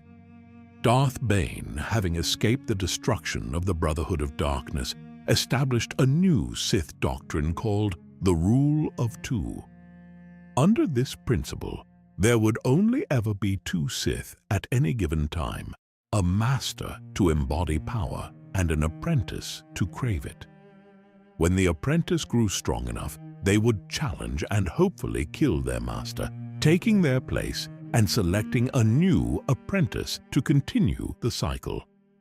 This approach solved many of the problems that had repeatedly undermined Sith power throughout history. By limiting their numbers, the Sith could operate in complete secrecy, invisible to Jedi detection. The constant cycle of apprentice replacing master ensured that each generation of Sith would ideally be stronger than the last, with weakness purged through natural selection. For generation after generation, this lineage of Sith masters and apprentices worked quietly from within Republic society. Unlike their predecessors who had built empires and armies, these Banite Sith focused on subtle manipulation, placing themselves in positions of influence without revealing their true nature. Each master trained their apprentice not just in dark side techniques, but in patience and discretion, building toward a revenge plot measured in centuries rather than years. The Jedi remained largely oblivious to this threat. Occasionally, disturbances in the Force or unusual dark side incidents would raise temporary concerns, but without concrete evidence of Sith involvement, these were typically dismissed as isolated phenomena. The Order's belief that the Sith had been extinct since Ruusan became so deeply ingrained that even clear warning signs were often explained away. A notable example occurred around 188 BBY, when a Jedi Padawan named Kib Jin fell to the dark side on the planet Almas. Before being defeated, Jin ranted about the continued existence of the Sith Lords, specifically mentioning a rule of two that governed their operations. The Jedi who investigated the incident officially concluded that Jin's claims were merely the ravings of a corrupted mind, but records of his statements entered the Jedi archives, planting seeds of doubt that would occasionally trouble more perceptive masters. Despite these occasional concerns, life in the Republic continued to improve for most citizens. Trade flourished in the absence of wartime disruptions. Cultural exchange between worlds reached new heights. The Senate, though often bureaucratic and sometimes corrupt, maintained enough functionality to address major crises when they arose. This general prosperity, combined with the absence of existential threats, led many to dub this era the Republic Golden Age. By approximately 300 BBY, the Republic entered a particularly vibrant phase, sometimes known as the High Republic era. Under the leadership of visionary politicians like Supreme Chancellor Lina So, the Republic launched ambitious initiatives to extend its reach and benefits further into the Outer Rim territories. The period was marked by a spirit of optimism and expansion that hadn't been seen in centuries. The Jedi Order, now restored to considerable strength after generations of rebuilding, played a central role in these efforts. Jedi Knights and Masters ventured into the galactic frontier in unprecedented numbers, helping to establish colonies, mediate disputes between settlers and indigenous populations, and generally bring the stability and justice of the core worlds to these developing regions. The Jedi of this era viewed themselves as true guardians of peace and justice, working alongside Republic pioneers to extend the benefits of civilization to forgotten corners of the galaxy. They established new outposts on frontier worlds, built relationships with isolated cultures, and generally served as the living embodiment of Republic values in regions where central authority had traditionally been weak. A landmark achievement of this initiative was the construction of Starlight Beacon, a massive space station positioned in the Outer Rim's Aram sector. Completed in 232 BBY, Starlight Beacon served multiple functions. It was partly a Jedi outpost, housing dozens of knights and masters who could respond quickly to crises throughout the surrounding sectors. It also functioned as a communications hub, strengthening connections between previously isolated systems. Perhaps most importantly, it stood as a physical symbol of the Republic's commitment to these distant worlds, a literal beacon of hope shining in the darkness of space. The dedication ceremony for Starlight Beacon represented a high point of Republic optimism and unity. Jedi, political leaders, and representatives from countless worlds gathered to celebrate what seemed like the dawn of a new era of peace and prosperity extending to every corner of the galaxy. The station's powerful transmitter broadcast this message of hope to worlds that had previously felt forgotten by the central government. The moment of triumph was short-lived, however. That same year, a catastrophic event tested the Republic's resolve and the Jedi's capabilities. A commercial vessel called the Legacy Run, traveling through hyperspace on a routine journey, unexpectedly broke apart while still in hyperspace transit. This had never happened before in recorded history, and the consequences were devastating. Fragments of the ship emerged from the hyperspace randomly across the galaxy, traveling at light speed and causing immense destruction wherever they appeared. Entire moons were destroyed in the Trimont system. The agriculturally rich Hetzal system, breadbasket for that entire sector, was showered with deadly debris threatening all its inhabited worlds. This great hyperspace disaster, as it came to be known, demanded an unprecedented response from the Jedi Order. Masters and Knights coordinated daring rescue operations, using their Force abilities in innovative ways to intercept or divert incoming hyperspace projectiles. Jedi like Avar Kriss and Elza Mann pushed the boundaries of what was thought possible with the Force, saving billions of lives through their heroic efforts. As the immediate crisis was brought under control, investigation revealed a disturbing truth. The Legacy Run disaster had not been an accident but sabotage, orchestrated by a previously unknown group called the Nihil. These anarchic raiders from the Outer Rim, led by the calculating Marchion Ro, had obtained secret hyperspace navigation techniques that gave them significant military advantages. They had engineered the Great Disaster as a demonstration of their power and a means to spread terror throughout Republic space. The Jedi Order committed fully to confronting this new threat. In the years following the Great Disaster, Jedi fought a series of engagements against Nihil marauders across the Outer Rim.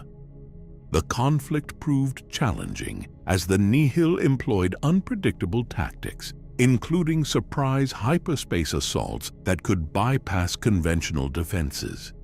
They even deployed biological weapons on some worlds, showing a callous disregard for life that shocked even veteran Jedi. Around 230 BBY, the Nihil struck directly at the symbol of Republic hope in the Outer Rim. In a carefully planned operation, they critically damaged Starlight Beacon, causing systems failures that sent the station plummeting toward the planet below. Despite heroic efforts by Jedi on board, Starlight Beacon was destroyed, killing many, including the respected Jedi Master Stellan Gios. The destruction of Starlight Beacon represented more than just a tactical defeat. It was a psychological blow to the entire High Republic initiative, seeming to validate those who had claimed the Outer Rim was too dangerous and chaotic to be fully integrated into civilized society. The disaster temporarily isolated parts of the region behind a Nihil-created hyperspace disturbance known as the Storm Wall, further setting back Republic expansion efforts. Despite these setbacks, the Jedi and Republic forces persevered. Through coordination, sacrifice, and determination, they gradually turned the tide against the Nihil. Marchion Ro, the architect of so much suffering, was eventually defeated, though historical records vary on whether he was killed or captured. The hyperspace disruptions created by Nihil technology were resolved, allowing normal travel to resume throughout affected regions. During this same period, the Jedi also confronted another unusual threat. The Drengir, a species of sentient plants corrupted by the dark side, emerged from ancient containment and began spreading across multiple worlds. These carnivorous organisms posed a unique challenge for the Jedi, as they operated with a hive mind that made conventional tactics ineffective. Eventually, through cooperation with unlikely allies and deep study of the Drengir nature, the Jedi managed to contain this threat as well. By approximately 82 BBY, generally considered the end point of the High Republic era, the Republic had weathered these storms and emerged more interconnected and stable. The grand vision of fully integrating the Outer Rim had been tempered by practical realities, but significant progress had been made in extending Republic influence and protection to previously marginalized regions. The Jedi Order of this period had known predominantly victory and peace throughout their careers. Unlike their predecessors who had faced the Sith in open warfare, these Jedi dealt with challenges that, while serious, never threatened the fundamental stability of the Republic or the Order itself. This created a generation of Jedi who, while skilled and dedicated, perhaps lacked the hard-earned caution that comes from facing existential threats. Meanwhile, in the shadows, the Sith lineage continued its patient work. By this era, the Banite succession had reached Darth Tenebrous, a Bith Sith Lord with exceptional analytical abilities, and his apprentice Darth Plagueis, a Moon who combined financial acumen with dark side mastery. These Sith Lords manipulated galactic finance and politics from behind carefully constructed facades, advancing the grand plan initiated by Darth Bane centuries earlier.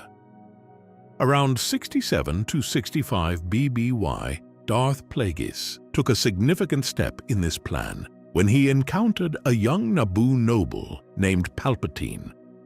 Recognizing extraordinary potential in this ambitious youth, Plagueis cultivated his talents and eventually took him as his Sith apprentice, bestowing the title Darth Sidious. This master-apprentice relationship would prove fateful for the entire galaxy. Over the subsequent decades, Palpatine rose steadily through the political ranks of both his homeworld and the Republic Senate, all while secretly training in Sith techniques under Plagueis' guidance. The pair worked in tandem, with Plagueis manipulating financial markets and corporate entities, while Palpatine built political alliances and influence. Together, they advanced the Sith agenda on multiple fronts simultaneously, yet so subtly that neither the Republic leadership nor the Jedi Council detected their true nature. A potentially revealing incident occurred around 52 to 53 BBY, when Plagueis and Sidious conducted secret Sith experiments on Coruscant itself. These dark side rituals created disturbances in the Force powerful enough that the Jedi sensed what they called a vergence, a concentration of Force energy unlike anything felt on the capital world in a millennium. However, without being able to pinpoint the source or nature of this disturbance, the Jedi were left with questions but no answers, another missed opportunity to uncover the Sith plot unfolding under their noses. By 32 BBY, the final pieces of the Sith Grand Plan were moving into position. The Republic had grown increasingly dysfunctional, mired in corruption and bureaucratic stagnation. Mega corporations like the Trade Federation wielded influence that sometimes rivaled planetary governments. Political deadlock in the Senate prevented effective action even on pressing issues.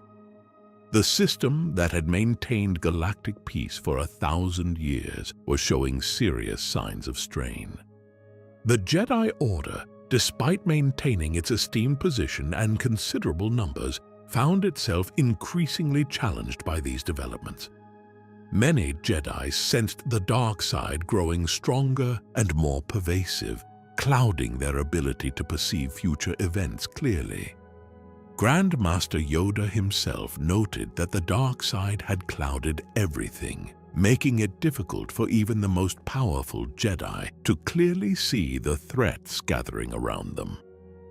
What none of them realized was that this Force obscurement was the direct result of careful machinations by Darth Sidious, now serving as Senator Palpatine of Naboo, while secretly orchestrating events throughout the galaxy. After centuries of patient plotting by generations of Sith Lords, the revenge they had sought since Ruusan was finally within reach. The golden age of the Republic was drawing to a close. The Jedi Order, guardians of peace and justice for over 1,000 years, stood at the precipice of their greatest challenge, unaware of the dark forces that had been methodically positioning themselves for their destruction. The lessons of history, the hard-won wisdom of countless conflicts with the Sith, had faded into academic knowledge rather than lived experience. And in that forgetting lay the seeds of tragedy. As the Republic entered what would prove to be its final days as a democratic institution, the Jedi continued to serve with dedication and honor. Knights like Qui-Gon Jinn, Mace Windu, and countless others upheld the traditions passed down through generations. The temple on Coruscant stood as a beacon of light and wisdom at the heart of the Republic. But beneath the surface of galactic society, currents of darkness were gathering strength, preparing to sweep away the institutions and guardians that had maintained peace for a millennium. The 1,000-year golden age that followed the Ruusan Reformation had seen the Jedi Order reach perhaps its greatest height in terms of philosophical development and societal integration. During this long era of peace, the Jedi had fully established themselves as an essential institution within the Republic, their wisdom and abilities woven into the very fabric of galactic civilization. But as with all golden ages throughout history, this one too contained within it the elements of its own end, a cycle of rise and fall that seems inevitable in retrospect, yet was invisible to those living through it. Sometimes the end begins with something small. A simple trade dispute on a peaceful planet far from the galactic center hardly seemed like the spark that would ignite the downfall of both the Republic and the Jedi Order. Yet history often turns on such modest hinges. In 32 BBY, the planet Naboo found itself under blockade by the Trade Federation, a powerful corporate entity that controlled shipping and commerce across vast sectors of space. Officially, the Federation claimed they were protesting Republic taxation policies. In reality, they were being manipulated by a shadowy figure who had spent decades preparing for this moment. Senator Sheev Palpatine of Naboo presented himself to the galaxy as a concerned representative, fighting desperately through proper channels to end his homeworld suffering. Behind closed doors, wearing a concealing hood and using holographic communications, this same man secretly directed the Trade Federation as Darth Sidious, Dark Lord of the Sith. The Supreme Chancellor at that time, Finis Valorum, found himself hamstrung by bureaucracy and Senate procedures, unable to take decisive action. When diplomacy failed, Valorum dispatched 2 Jedi to negotiate directly with the Trade Federation leadership. Master Qui-Gon Jinn and his apprentice Obi-Wan Kenobi arrived at the Federation blockade expecting a tense but straightforward diplomatic mission. Instead, the Trade Federation attempted to assassinate them on orders from Sidious. The Jedi escaped the trap and made their way to Naboo's surface, where they discovered the Federation had launched a full-scale invasion. The peaceful world, known for its art and culture rather than military might, stood little chance against the mechanical droid armies marching across its green landscapes. The Jedi helped Naboo's young queen, Padme Amidala, escape the occupation. Their flight from the planet led them to make an emergency landing on Tatooine, a desert world controlled by criminal Hutt cartels rather than the Republic. While seeking parts to repair their damaged ship, Qui-Gon encountered a 9-year-old slave boy named Anakin Skywalker. The boy displayed remarkable abilities, including piloting skills far beyond his years. When Qui-Gon tested Anakin's blood, he found the child possessed the highest concentration of midichlorians ever recorded. These microscopic life forms that connected living beings to the Force were present in Anakin at levels that seemed impossible. Even more remarkably, Anakin's mother Shmi claimed there had been no father. The boy had simply been conceived, apparently by the Force itself. Qui-Gon began to suspect that Anakin might be the fulfillment of an ancient Jedi prophecy about a chosen one who would bring balance to the Force. After winning Anakin's freedom through a dangerous pod race wager, Qui-Gon brought the boy with them as they continued to Coruscant, the Republic's capital. There, Queen Amidala addressed the Senate, describing her planet's plight. When procedural delays made immediate help unlikely, she called for a vote of no confidence in Chancellor Valorum's leadership. This political maneuver, subtly guided by Palpatine, created a power vacuum that the senator from Naboo was perfectly positioned to fill. While the Senate deliberated on a new chancellor, Qui-Gon presented Anakin to the Jedi Council, requesting the boy be trained as a Jedi despite being well above the normal age for accepting new initiates. The Council, led by Masters Yoda and Mace Windu, sensed both great potential and great danger in Anakin. They initially refused Qui-Gon's request, concerned about the fear and attachment they detected in the boy. Meanwhile, Queen Amidala, frustrated with the Senate's inaction, decided to return to Naboo and fight for her planet's freedom directly. The Jedi were assigned to protect her on this risky mission. Upon returning to Naboo, Amidala formed an unlikely alliance with the native Gungan species, who agreed to field an army against the Trade Federation's droids. While this main battle served as a diversion, Amidala led a smaller team to capture the Federation's leadership in the capital city of Theed. As this plan unfolded, the Jedi found themselves confronted by a figure dressed entirely in black, wielding a red double-bladed lightsaber. This was Darth Maul, Sidious's apprentice and the first Sith Lord to reveal himself openly to the Jedi in 1,000 years. The ensuing lightsaber duel between Maul and the two Jedi moved through the palace generator complex, showcasing combat skills beyond anything seen in generations. During a moment when energy shields temporarily separated the combatants, Qui-Gon knelt in meditation while Obi-Wan watched helplessly from behind a barrier. When the shields deactivated, battle resumed. In the chaos that followed, Maul mortally wounded Qui-Gon Jinn, stabbing the Jedi Master through the torso.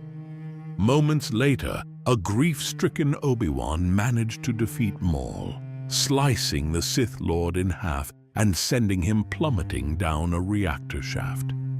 As Qui-Gon lay dying, he made Obi-Wan promise to train Anakin, insisting that the boy was the prophesied chosen one. Elsewhere in the palace, Queen Amidala successfully captured the Trade Federation leadership, while the Gungan army, despite heavy losses, tied up enough droid forces to make her mission possible. The Battle of Naboo ended in victory for the planet's defenders. In the aftermath, the newly elected Supreme Chancellor Palpatine arrived to personally congratulate Queen Amidala and assure her that the Trade Federation would be held accountable. The Jedi Council, acknowledging Obi-Wan's defeat of a Sith Lord, granted him the rank of Knight and reluctantly agreed to let him train Anakin as his Padawan. At Qui-Gon's funeral, Yoda and Mace Windu discussed the troubling re-emergence of the Sith. They recognized that Sith Lords always operated in pairs, a master and an apprentice. With Maul presumed dead, another Sith remained at large, identity unknown. What none of them realized was that this unknown master now stood at the very pinnacle of Republic power. The Naboo crisis had played out exactly as Darth Sidious planned. He had engineered a situation that elevated him to Supreme Chancellor, tested the Jedi's response capabilities, and positioned Anakin Skywalker to become a Jedi under the supervision of a young, inexperienced knight still grieving his master's death. These events had also confirmed that the Jedi remained unaware of Sidious's true identity, despite direct confrontation with his apprentice. Over the next decade, Chancellor Palpatine consolidated power while publicly maintaining the appearance of a reluctant public servant, accepting ever greater emergency authorities only out of duty to the Republic. He cultivated a special relationship with young Anakin Skywalker, taking a grandfatherly interest in the boy's development that simultaneously flattered Anakin and subtly undermined his Jedi training. Meanwhile, beneath the surface of Republic politics, discontentment was growing. Thousands of star systems had become frustrated with corruption, inefficiency, and perceived core world favoritism in the Senate. Former Jedi Master Count Dooku emerged as a charismatic leader, giving voice to these concerns. Dooku had left the Jedi Order shortly after the death of Qui-Gon Jinn, who had been his former apprentice. He reclaimed his family title and wealth on his homeworld of Sereno, using his status and considerable personal gravitas to gather disaffected systems to his cause. What nobody realized was that Dooku had secretly become Darth Tyrannus, Sidious's new Sith apprentice following Maul's defeat. While publicly advocating for reform, Dooku was privately working to shatter the Republic completely, following Sidious's grand design. Around 24 to 22 BBY, this movement crystallized into the Confederacy of Independent Systems, commonly called the Separatists. Corporate powers like the Trade Federation, the Techno-Union, and the Banking Clan aligned themselves with this new political entity, bringing enormous financial resources and private armies into the Separatist fold. The Republic found itself facing a full-blown secession crisis. Chancellor Palpatine publicly called for calm and negotiation, while the Jedi worked to maintain peace amid rising tensions. However, the Separatist movement continued to gain momentum, withdrawing member systems from Republic jurisdiction and building up military capabilities. As the threat of open warfare grew, the Galactic Senate fell into gridlock over whether to create an army to defend the Republic. For centuries, the Republic had relied primarily on local sector forces rather than a large central military, with the Jedi serving as peacekeepers rather than generals. The prospect of raising a Republic army stirred fears of escalating the conflict while simultaneously emptying already strained treasuries. What the Senate did not know was that an army already existed, created in secret years earlier. Jedi Master Sifo Dyas, having foreseen a coming conflict, had commissioned the Kaminoan cloners to produce millions of troops for the Republic without authorization from either the Senate or the Jedi Council. After placing this order, Sifo Dyas had been killed under mysterious circumstances. Count Dooku, as Darth Tyrannus, secretly took over management of the project, selecting the bounty hunter Jango Fett as the genetic template for the clone army and ensuring that special behavioral modification chips were implanted in every clone. These chips contained buried programming that would prove catastrophic for the Jedi when later activated. By 22 BBY, the clone army was nearing completion on the remote ocean world of Kamino, while tensions between the Republic and Separatists approached breaking point. The spark that finally ignited open conflict came when Senator Padme Amidala, now representing Naboo in the Senate, narrowly survived an assassination attempt on Coruscant. Chancellor Palpatine assigned Jedi Knight Obi-Wan Kenobi and his Padawan Anakin Skywalker to protect the senator and investigate the attack. This mission led Obi-Wan on a trail of evidence first to Kamino, where he discovered the secret clone army, and then to Geonosis, where he found Count Dooku meeting with the Separatist leadership to finalize their plans for war.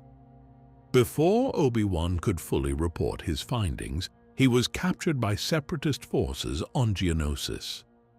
Anakin and Padme, attempting to rescue him, were also taken prisoner. All three were sentenced to execution in a public arena spectacle for the Geonosian population. When the Jedi Council received Obi-Wan's partial transmission, they quickly assembled a strike team of approximately 200 Jedi Knights and Masters, led by Mace Windu.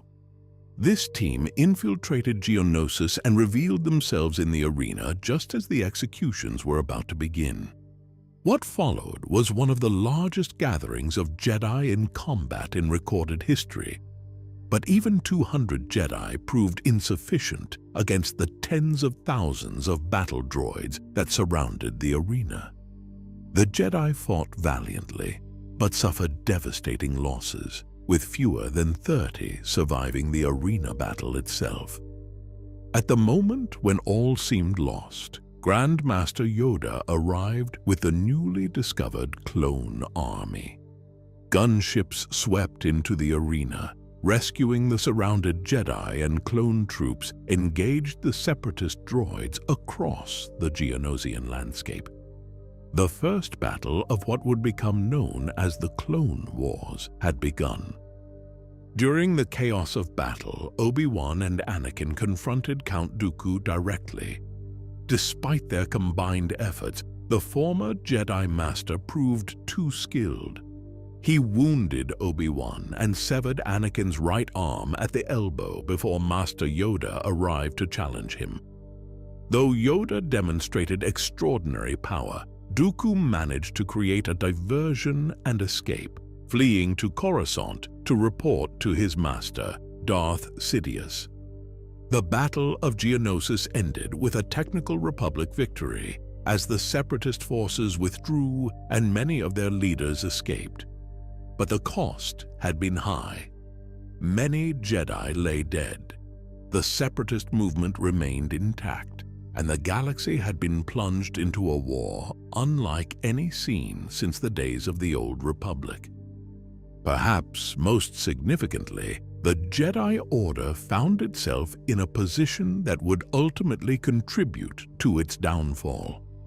With the Republic threatened and the clone army needing leadership, the Jedi reluctantly assumed the role of military generals and commanders, leading clone troopers into battle across the galaxy. This fundamental shift from peacekeepers to warriors troubled many within the Order. Some Jedi questioned whether military service aligned with their ancient principles, while others adapted to their new responsibilities with concerning ease. Either way, the Jedi were now irrevocably tied to the Republic's war effort, exactly as Darth Sidious had planned. As Yoda grimly observed at the end of that first battle, the Clone Wars had begun, and with them, the final act in the Sith's 1,000-year revenge plot against both the Republic and the Jedi Order.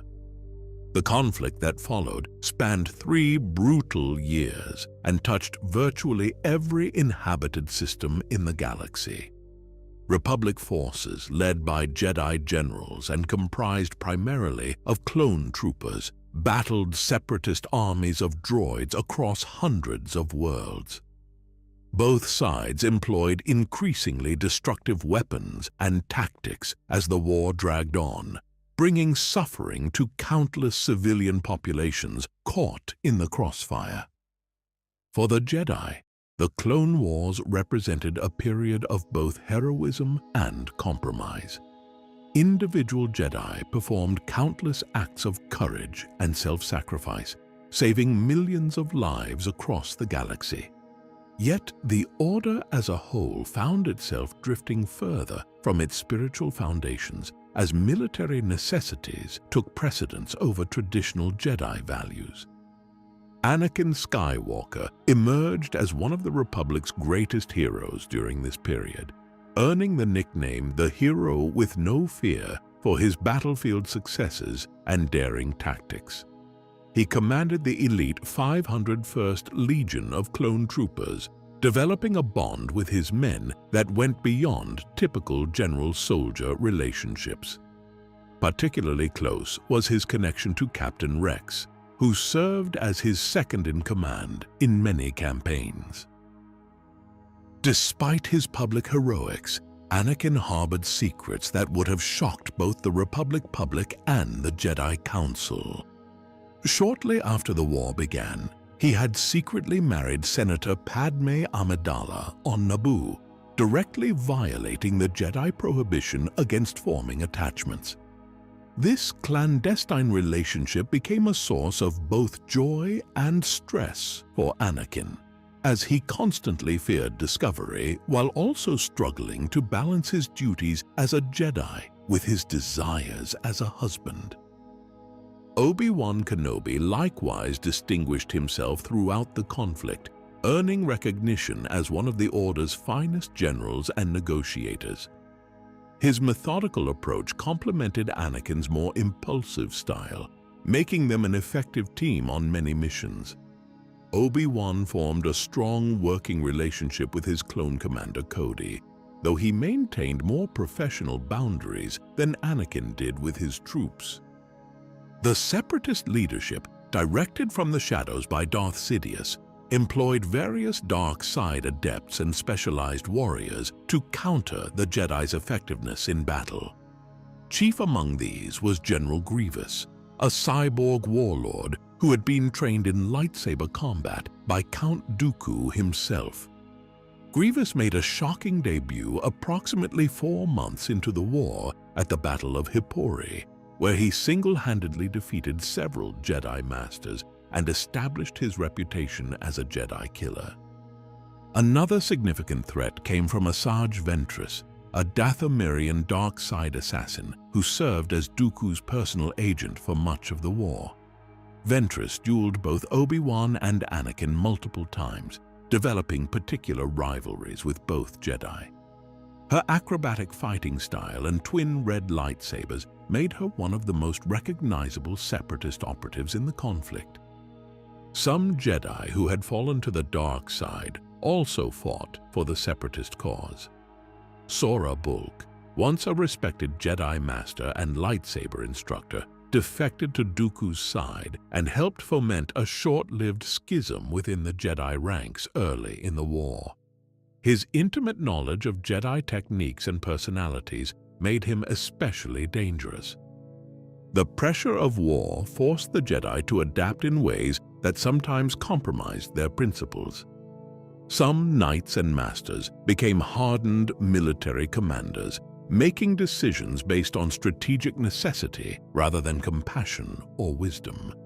Others struggled to maintain their Jedi ideals amid the chaos of war, questioning both themselves and the Order's direction. A small number of Jedi refused to fight altogether, feeling that military service fundamentally contradicted the Jedi Code's emphasis on peace. These conscientious objectors, including some archivists led by Master Jocasta Nu, formed splinter groups that focused on preserving knowledge and healing rather than warfare. While these pacifist Jedi had little impact on the overall conflict, their existence highlighted the ethical dilemmas the Order faced. The war also brought changes to Jedi training practices.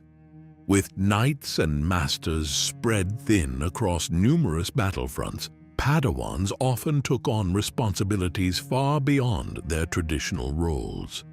Many became battlefield commanders themselves, leading clone troopers into combat at ages when they would normally still be focused primarily on their studies. This accelerated path led to high casualty rates among Padawans. One particularly devastating example occurred at the Battle of Jabiim, where a group of apprentices known as the Padawan Pack was nearly wiped out while fighting alongside Anakin Skywalker after his master Obi-Wan was presumed dead. Anakin emerged as one of the few survivors, an experience that reinforced his fear of losing those close to him. As the war entered its third year, the Separatist forces began to falter under relentless Republic pressure. Count Dooku had lost some of his key assets, including Asajj Ventress, who went into exile after Dooku betrayed her on Sidious's orders. Many Separatist strongholds had fallen, and their leadership was increasingly on the defensive. Sensing the approaching endgame, Darth Sidious initiated the final phase of his grand plan. He orchestrated a bold strike at the heart of the Republic, recalling General Grievous and the main Separatist fleet for a surprise assault on Coruscant itself. This attack caught the Republic capital partially unprepared, as many Jedi and clone forces were deployed in the Outer Rim sieges, a series of major campaigns aimed at reclaiming Separatist-held worlds. Jedi like Plo Koon, Ki-Adi-Mundi, and Aayla Secura were commanding clone battalions on distant planets like Felucia, Megiddo, and Saleucami when Coruscant came under attack. With the planet's defenses overwhelmed, General Grievous led a daring raid on the Chancellor's quarters, abducting Palpatine and taking him aboard the Separatist flagship Invisible Hand. This apparent captivity was, of course, part of Sidious's own scheme, creating the perfect scenario to draw in his intended target, Anakin Skywalker. The Republic's response to this crisis was immediate. Despite the distance, Obi-Wan Kenobi and Anakin Skywalker were recalled from the Outer Rim to lead a dangerous rescue mission. The two Jedi, now widely recognized as among the Order's finest warriors, piloted starfighters through the massive space battle raging above Coruscant and managed to board Grievous's flagship. Fighting their way through the vessel, they located Chancellor Palpatine secured to a chair in the ship's observation deck. There they also encountered Count Dooku, setting the stage for their final confrontation with the Separatist leader. The ensuing lightsaber duel quickly turned against the Jedi when Dooku used the Force to incapacitate Obi-Wan, leaving Anakin to face him alone. Drawing on his anger, especially after seeing his former master injured, Anakin fought with unprecedented intensity. He overwhelmed Dooku's defenses, cutting off both the Count's hands and leaving him kneeling, defenseless. At this crucial moment, Chancellor Palpatine urged Anakin to kill the disarmed Dooku. Though hesitant at first, recognizing that executing a helpless prisoner violated the Jedi Code, Anakin gave in to Palpatine's pressure and beheaded the Separatist leader. This act represented a significant step toward the dark side, though Anakin himself did not fully recognize the line he had crossed. With Dooku dead, the trio attempted to escape the damaged flagship, which was rapidly losing altitude and breaking apart in Coruscant's atmosphere. Despite further complications, including a brief confrontation with General Grievous who managed to flee the ship, Anakin's exceptional piloting skills enabled them to crash land what remained of the vessel on a Coruscant landing platform.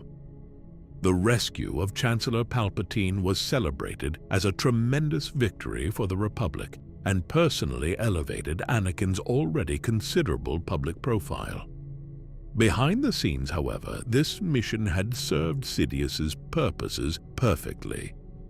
Dooku, having fulfilled his role in the grand plan, had been eliminated, and Anakin had taken another step toward the dark side by executing a defenseless enemy at Palpatine's behest. In the days following the Battle of Coruscant, Chancellor Palpatine moved to consolidate his political power. He appointed Anakin as his personal representative on the Jedi Council. The Jedi leadership, increasingly suspicious of Palpatine's motives and the continued growth of his emergency powers, accepted Anakin to the Council but denied him the rank of Master, an unusual and somewhat humiliating distinction. They then tasked him with spying on the Chancellor and reporting on his activities, placing Anakin in an agonizing position between his loyalty to the Jedi Order and his friendship with Palpatine. As this internal conflict tortured Anakin, his personal life added further stress. He began experiencing prophetic nightmares, showing Padme dying in childbirth. Having secretly learned of her pregnancy, these visions filled him with terror of losing her just as he had lost his mother years earlier on Tatooine. Meanwhile, Republic forces continued pressing their advantage against the Separatists. Obi-Wan was dispatched to the sinkhole world of Utapau, where intelligence had located General Grievous. After a lengthy pursuit and fierce combat, Kenobi managed to kill the cyborg general, removing the last major military leader of the Separatist alliance. With the Separatists on the brink of defeat, Palpatine executed the final step in his decades-long scheme. In a private conversation with Anakin, he revealed himself as Darth Sidious, the Sith Lord the Jedi had been searching for since the Naboo crisis. Rather than immediately attacking Palpatine, Anakin found himself conflicted. The Chancellor had just implied he knew secret techniques that could save people from death, knowledge that might protect Padme from Anakin's prophetic visions. Torn between his duty as a Jedi and his desperate desire to save his wife, Anakin reported Palpatine's revelation to Jedi Master Mace Windu. After instructing Anakin to wait at the temple, Windu gathered 3 other Jedi Masters, Kit Fisto, Saesee Tiin, and Agen Kolar, and went to arrest the Chancellor in his office. The confrontation that followed would alter the course of galactic history. Palpatine, dropping his kindly Chancellor persona, revealed his true Sith nature by drawing a red lightsaber and attacking the Jedi. With shocking speed and ferocity, he killed 3 of the Masters within seconds, leaving only Mace Windu to oppose him. Windu and Sidious engaged in a furious duel that moved through the Chancellor's office and out onto a windswept ledge. There, the Jedi Master managed to disarm Palpatine and had him cornered, apparently defeated. At this crucial moment, Anakin arrived, having decided he needed Palpatine alive to save Padme. Seeing Windu preparing to strike down the seemingly helpless Sidious, who was begging for mercy while claiming to be too weak to continue fighting, Anakin made the fateful decision that would damn both himself and the galaxy. He severed Windu's sword arm, leaving the Jedi Master defenseless against Sidious, who immediately dropped his helpless act and unleashed a torrent of Force lightning that sent Windu plummeting to his death. Having directly contributed to the death of a Jedi Master, Anakin recognized he had crossed a line from which there was no return. Overwhelmed by a combination of guilt, fear for Padme, and desperation to save her at any cost, he pledged himself to Darth Sidious's teachings. The Sith Lord bestowed upon him a new identity, Darth Vader, completing Anakin Skywalker's fall to the dark side. With a new Sith apprentice at his side, Sidious enacted the final phase of his plan, codenamed Order 66. This command, when transmitted to clone commanders across the galaxy, activated their hidden behavioral programming, causing them to identify Jedi as traitors to be executed immediately. Across countless battlefields and peacekeeping missions, the terrible order played out with brutal efficiency. While this galaxy-wide betrayal unfolded, Darth Vader led a full battalion of clone troopers from the 501st Legion in an assault on the Jedi Temple on Coruscant. This was no battlefield confrontation, but a deliberate massacre. Vader and his troops systematically eliminated everyone they encountered, from the most experienced masters to the youngest initiates barely old enough to hold training lightsabers. The temple, which had stood as a beacon of light and knowledge for thousands of years, burned through the Coruscant night as the heart of the Jedi Order was torn out. Vader personally executed younglings hiding in the council chamber, extinguishing future generations of Jedi before they could even begin their journey. By the following morning, the Jedi Order had been all but destroyed. The majority of knights and masters lay dead across the galaxy, victims of the clones they had led and fought alongside throughout the war. The temple, their spiritual home, was a smoking ruin filled with the bodies of their fallen brothers and sisters. Chancellor Palpatine, his face now distorted from his confrontation with Mace Windu, addressed an emergency session of the Senate. He presented a narrative in which the Jedi had attempted to overthrow the legitimate government of the Republic and assassinate him as Chancellor. Displaying his injuries as evidence of Jedi treachery, he declared the Order enemies of the state. Using the Jedi threat as justification, Palpatine announced the reorganization of the Galactic Republic into the First Galactic Empire, with himself as Emperor to ensure safety and continuing stability. Far from objecting to this death of democracy, the Senate responded with enthusiastic applause, willingly surrendering liberty in exchange for the illusion of security. While the Senate cheered the birth of the Empire, a handful of Jedi managed to survive the initial purge through various circumstances. Grand Master Yoda, on Kashyyyk aiding Wookiee forces when Order 66 was issued, sensed the deaths of his fellow Jedi through the Force and managed to escape his clone assassins with help from Wookiee allies, including Chewbacca. Obi-Wan Kenobi similarly survived on Utapau when the blast from Commander Cody's cannon knocked him from a high cliff into water below rather than killing him directly. After regaining consciousness, Kenobi was able to evade subsequent search parties and escape the planet. A few others also slipped through the Empire's net.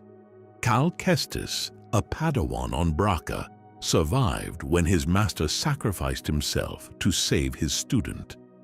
Caleb Dume, later known as Kanan Jarrus, escaped the sudden execution of his master Depa Billaba and went into hiding. Ahsoka Tano, though no longer officially a Jedi after leaving the Order, was targeted by clone troops but managed to fake her death and disappear.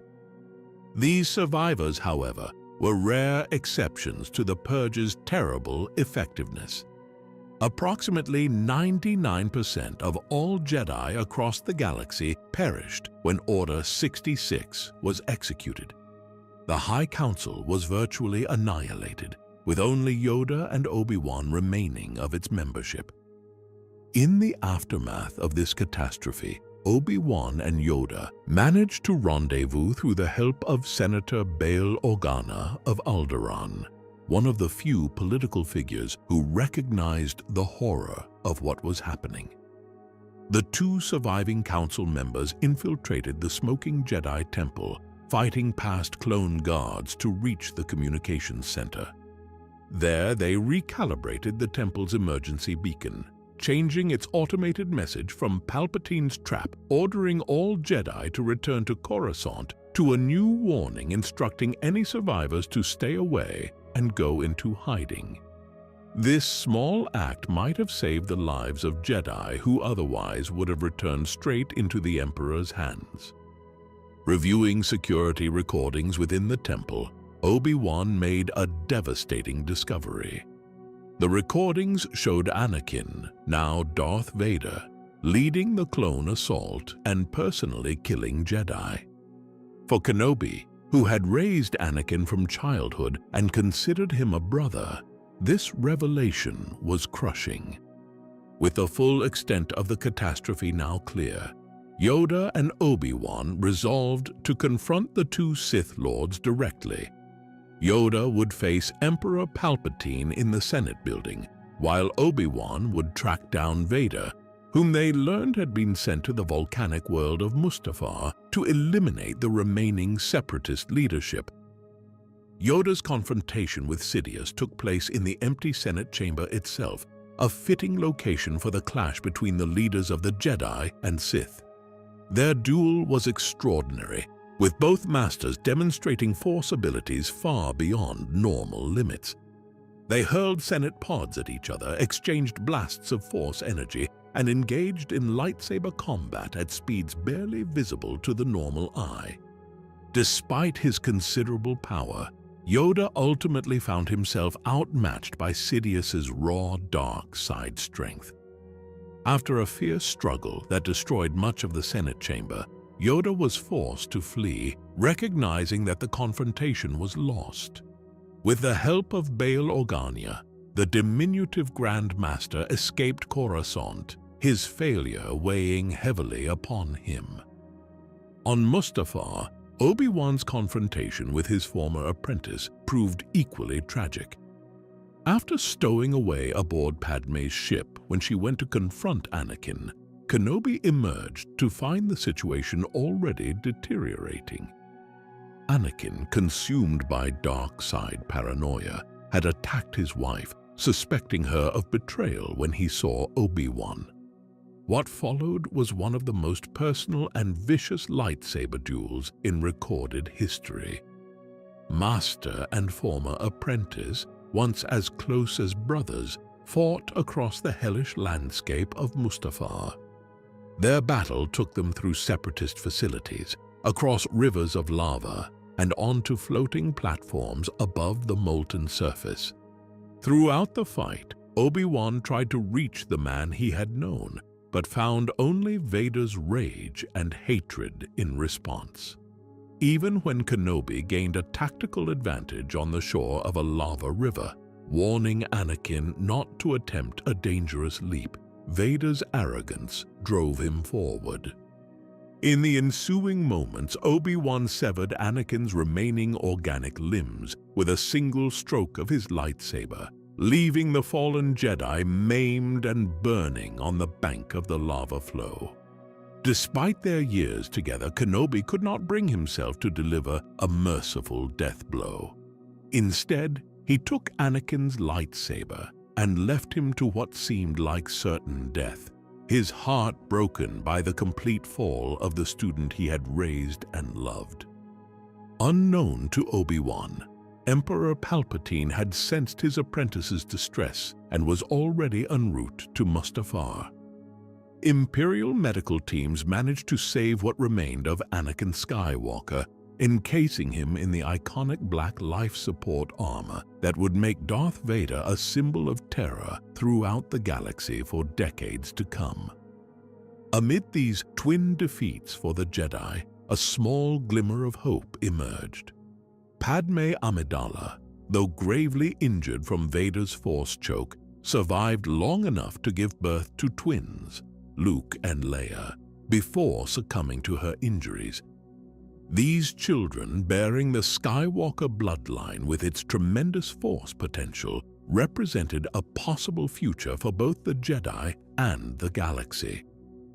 Knowing the Emperor would hunt any Force-sensitive children of Anakin Skywalker, Yoda and Obi-Wan made the difficult decision to separate the twins and hide them from their father and Palpatine.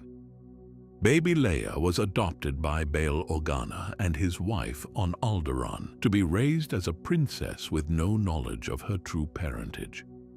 Luke was taken to Tatooine to be raised by Anakin's stepbrother Owen Lars and his wife Beru as a simple moisture farmer. With this task complete, the last two Jedi Council members went into exile themselves. Obi-Wan Kenobi settled on Tatooine, adopting the name Ben and living as a hermit in the desert wastes, keeping a distant watch over young Luke. Yoda retreated to the swamp world of Dagobah, a planet so rich with life energy that it created a natural vergence in the Force, masking his presence from Sith detection. The fall of the Jedi was now complete. In just a few days, the Order had gone from the respected guardians of peace and justice throughout the galaxy to hunted fugitives, branded as traitors by Imperial propaganda. The speed and totality of this reversal left most citizens stunned and confused, making them susceptible to the Empire's narrative that painted the Jedi as conspirators who had attempted to seize control of the government. For Emperor Palpatine, Order 66 represented only the beginning of his campaign against the Jedi. Though the initial Purge had been devastatingly effective, he knew some Jedi had escaped. To hunt these survivors, he established special forces dedicated solely to tracking down and eliminating Force users. Chief among these hunters was Darth Vader himself. Having recovered from his injuries on Mustafar, though permanently reliant on his life support suit, Vader became the Emperor's foremost enforcer. His connection to the Force, combined with his intimate knowledge of Jedi training and techniques, made him uniquely qualified to hunt his former brethren. Supporting Vader in this mission was the Inquisitorius, a cadre of dark side Force users who answered directly to the Dark Lord. Many Inquisitors were themselves former Jedi who had turned to the dark side, either during the Clone Wars or after capture in the early days of the Purge. Their familiarity with Jedi methods proved invaluable in tracking down survivors. The Great Jedi Purge continued well beyond the initial night of Order 66. In the months and years that followed, Imperial forces systematically hunted Force-sensitive individuals across the galaxy. Any discovered Jedi were given a simple choice: convert to the dark side and serve the Empire, or die. One particularly grim episode occurred approximately 1 year after the fall of the Republic. A group of surviving Jedi Masters, having received word of a possible sanctuary, gathered on Kessel for what they hoped would be the beginning of a resistance movement. This meeting, later known as the Conclave at Kessel, was in reality a trap set by Imperial intelligence. Darth Vader personally led the raid on the Conclave, confronting and killing multiple Jedi Masters in a single engagement. This event demoralized many remaining Jedi who had harbored hopes of reorganizing, demonstrating the Empire's reach and Vader's terrible power. The thoroughness of the Purge surpassed anything seen in previous conflicts between Jedi and Sith. Unlike earlier eras when Jedi might regroup after defeats, the combination of Order 66's sudden betrayal, the fall of the Temple, and the relentless Imperial hunting left no safe havens or organizational structure for survivors. Emperor Palpatine enhanced these efforts by creating the position of Emperor's Hand, Force-sensitive agents trained personally by Sidious in limited dark side techniques. These operatives, such as Mara Jade, operated independently, often unaware of each other's existence, each believing themselves to be the Emperor's unique agent. Their primary mission was identifying and reporting possible Jedi for elimination. The Empire also instituted galaxy-wide propaganda efforts designed to erase the true history of the Jedi. Official records were altered to portray the Order as power-hungry mystics who had manipulated galactic events for their own benefit. Within a generation, many younger citizens questioned whether Jedi powers had ever been real or merely exaggerated legends. By approximately 10 BBY, this combined approach of hunting, propaganda, and historical revision had achieved remarkable success. The Jedi Order, which had stood for over 25,000 years as guardians of peace and justice, had been reduced to a handful of hidden individuals and dismissed as little more than a religious cult by many ordinary citizens. Those few Jedi who survived lived in constant danger, forced to suppress their Force abilities and abandon any visible trappings of their former lives. Some, like Obi-Wan and Yoda, isolated themselves on remote worlds. Others attempted to blend into civilian populations, taking menial jobs that would not attract attention. A few tried to continue Jedi work in secret, helping those in need while evading Imperial detection, though such actions invariably led to discovery and death. This period marked the most complete victory the Sith had ever achieved over their ancient enemies. The Jedi had not merely been defeated in battle, but effectively erased from galactic consciousness. The Republic they had served for millennia had been transformed into an empire ruled by the very evil they had spent generations fighting. The Force itself seemed to have fallen out of balance, with darkness ascendant and light reduced to the faintest glimmer. For the Sith, this represented the culmination of a revenge plot spanning 1,000 years since Darth Bane had established the Rule of Two. What countless Sith armies had failed to accomplish through direct confrontation, Darth Sidious had achieved through patience, manipulation, and strategic brilliance. The Jedi who had once filled the halls of the temple on Coruscant, who had served as diplomats and peacekeepers throughout Republic space, who had trained generation after generation in the ways of the Force, were now almost entirely gone. Their lightsabers had been collected as trophies or destroyed, their teachings suppressed, their very memory fading from the collective consciousness of a galaxy now ruled by fear. This dark era would continue for nearly 2 decades, with the Empire's grip tightening and Jedi presence reduced to whispers and legends. Yet even in this darkest period, the legacy of the Jedi persisted in subtle ways. The twins born to Anakin and Padme grew in secret, their potential in the Force temporarily dormant but not eliminated. Scattered survivors maintained their commitment to the light, even if they could not openly practice Jedi ways.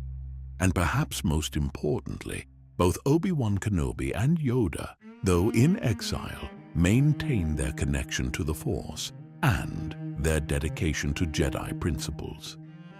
They waited patiently for the moment when a new hope might arise, when the children of Anakin Skywalker might be ready to learn the ways of the Force, and perhaps one day rebuild what had been so thoroughly destroyed. The fall of the Republic and the purge of the Jedi Order represented the end of an era that had lasted for 25,000 years. The democracy that had united thousands of worlds under principles of cooperation and mutual benefit had been replaced by an authoritarian regime built on fear and domination. The Jedi, who had served as guardians of peace and justice since before the Republic itself existed, had been virtually eliminated in a single stroke. Yet, in the eyes of most citizens, life continued. The galaxy was still governed, commerce still flowed, and ordinary people still went about their business. For many, especially those in core worlds who benefited from imperial policies, the transition seemed almost seamless. The profound tragedy that had occurred was visible only to those few who understood what had truly been lost. Hope can survive even in the darkest times. As the Empire tightened its grip on the galaxy, the flame of the Jedi tradition flickered, but never completely died out. The path from total defeat to eventual rebirth would span 2 decades and depend on the courage of a single young man carrying his father's legacy. The period immediately following the Republic's fall became known to the few surviving Jedi as the Dark Times. With the Order effectively destroyed and its members hunted across the stars, the 25,000-year legacy of the Jedi seemed all but extinguished. Emperor Palpatine worked systematically to erase even the memory of the Jedi from galactic consciousness, portraying them in official histories as dangerous cultists who had attempted to seize power. Imperial propaganda painted the Jedi as traitors, and citizens were encouraged to report any suspected Jedi activity to authorities. Those few Jedi who survived the initial purge found themselves transformed from respected peacekeepers into fugitives, forced to hide their abilities and abandon their former identities. Some survivors chose to completely disconnect from their Jedi past, throwing away their lightsabers and trying to build new lives as ordinary citizens. Others wandered the fringes of Imperial space, using their abilities discreetly to help people while constantly moving to avoid detection. A rare handful maintained some form of resistance, though open defiance almost invariably led to discovery and death. During these years, Obi-Wan Kenobi remained hidden on Tatooine, living as a hermit in the desert wastes under the name Ben. Local settlers viewed him as an eccentric old man, someone to be avoided rather than respected. From a distance, he watched over young Luke Skywalker as the boy grew up on his uncle's moisture farm, completely unaware of his heritage or the larger galactic destiny that awaited him. Meanwhile, on the swamp world of Dagobah, Master Yoda lived in complete isolation, communing with the Force and occasionally communicating with the spirit of Obi-Wan through techniques they had learned from the deceased Master Qui-Gon Jinn. The planet's strong natural Force presence helped mask Yoda's location from Imperial detection, allowing the ancient master to await the time when a new generation might be ready for training. By approximately 5 BBY, the Purge had been so successful that there were virtually no active Jedi left in the galaxy. Both Yoda and Obi-Wan had come to believe that the Skywalker twins, Luke and Leia, represented the only real hope for the future of the Jedi tradition. After nearly 15 years of Imperial rule, the possibility of a coordinated Jedi resistance had vanished completely. However, this same period saw the beginnings of a wider resistance against Imperial oppression. Disparate rebel cells began forming across the galaxy, eventually coalescing into what would become the Alliance to Restore the Republic, commonly called the Rebel Alliance. While not initially led by Jedi, this movement benefited from the contributions of several Force users who had survived the Purge. One such individual was Caleb Doom. After years of hiding his Jedi heritage, Kanan joined a small rebel cell operating from the starship Ghost. There he encountered a Force-sensitive teenager named Ezra Bridger, whom he reluctantly took as an apprentice despite his own incomplete training. Together with the Ghost crew, Kanan and Ezra became important figures in the early rebellion, particularly in the Lothal sector. Their activities represented the first significant Jedi involvement in galactic affairs since the Purge, though their impact remained limited to specific regions rather than the galaxy as a whole. Another key figure from this period was Ahsoka Tano, Anakin Skywalker's former Padawan, who had left the Jedi Order before its fall. Though no longer identifying as a Jedi, Ahsoka used her considerable Force abilities and combat skills to aid the rebellion under the codename Fulcrum, helping coordinate between different rebel cells and providing critical intelligence.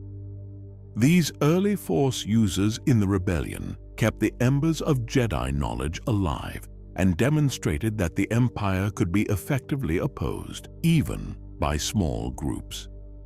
Yet the flame of the Jedi Order itself remained unlit, with formal training and traditions largely lost, and the number of Force users capable of passing on these skills dwindling with each passing year. All of this changed dramatically in 0 BBY, when a series of seemingly random events brought Luke Skywalker into contact with Obi-Wan Kenobi. When Imperial forces searching for stolen Death Star plans killed Luke's aunt and uncle, the young farm boy found himself with no reason to remain on Tatooine. Guided by Obi-Wan, Luke took his first steps into a larger world, beginning the journey that would eventually lead to the rebirth of the Jedi Order. Obi-Wan provided Luke with his father's lightsaber and began the basics of Force training, teaching him elementary principles of sensing energy and responding to it. Though this instruction was cut short by their mission to rescue Princess Leia from the Death Star, it planted seeds that would later flourish. Aboard the Death Star, Obi-Wan confronted his former apprentice Darth Vader in what would be their final duel.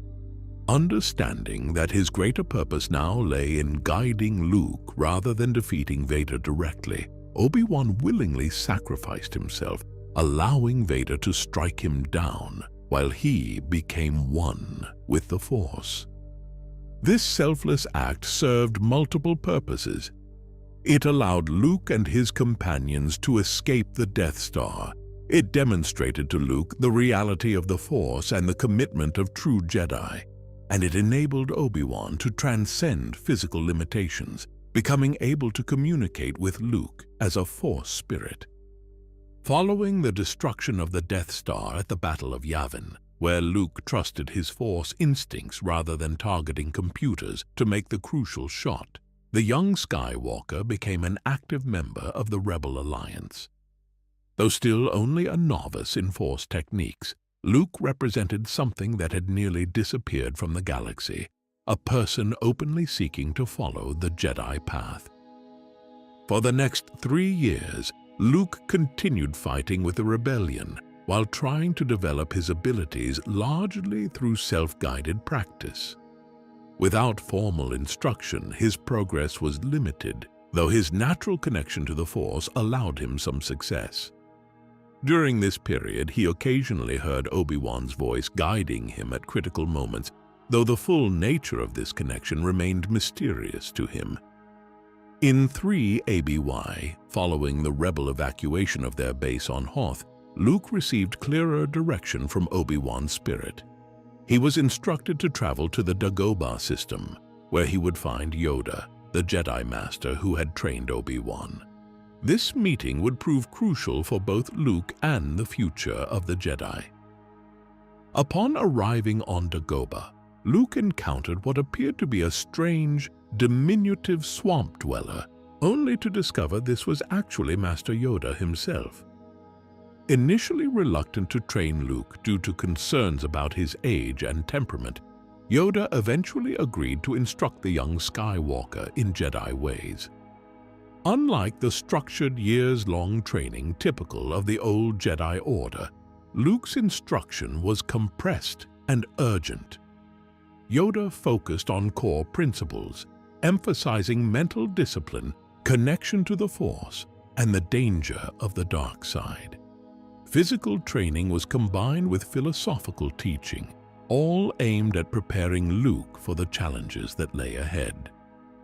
Despite Yoda's warnings about incomplete training, Luke abruptly left Dagobah when he sensed his friends in danger at Cloud City. This decision led to his direct confrontation with Darth Vader, a battle for which he was not yet prepared. In the devastating duel that followed, Luke lost his hand and his father's lightsaber, but most shockingly, learned the truth of his parentage, that Vader was in fact Anakin Skywalker.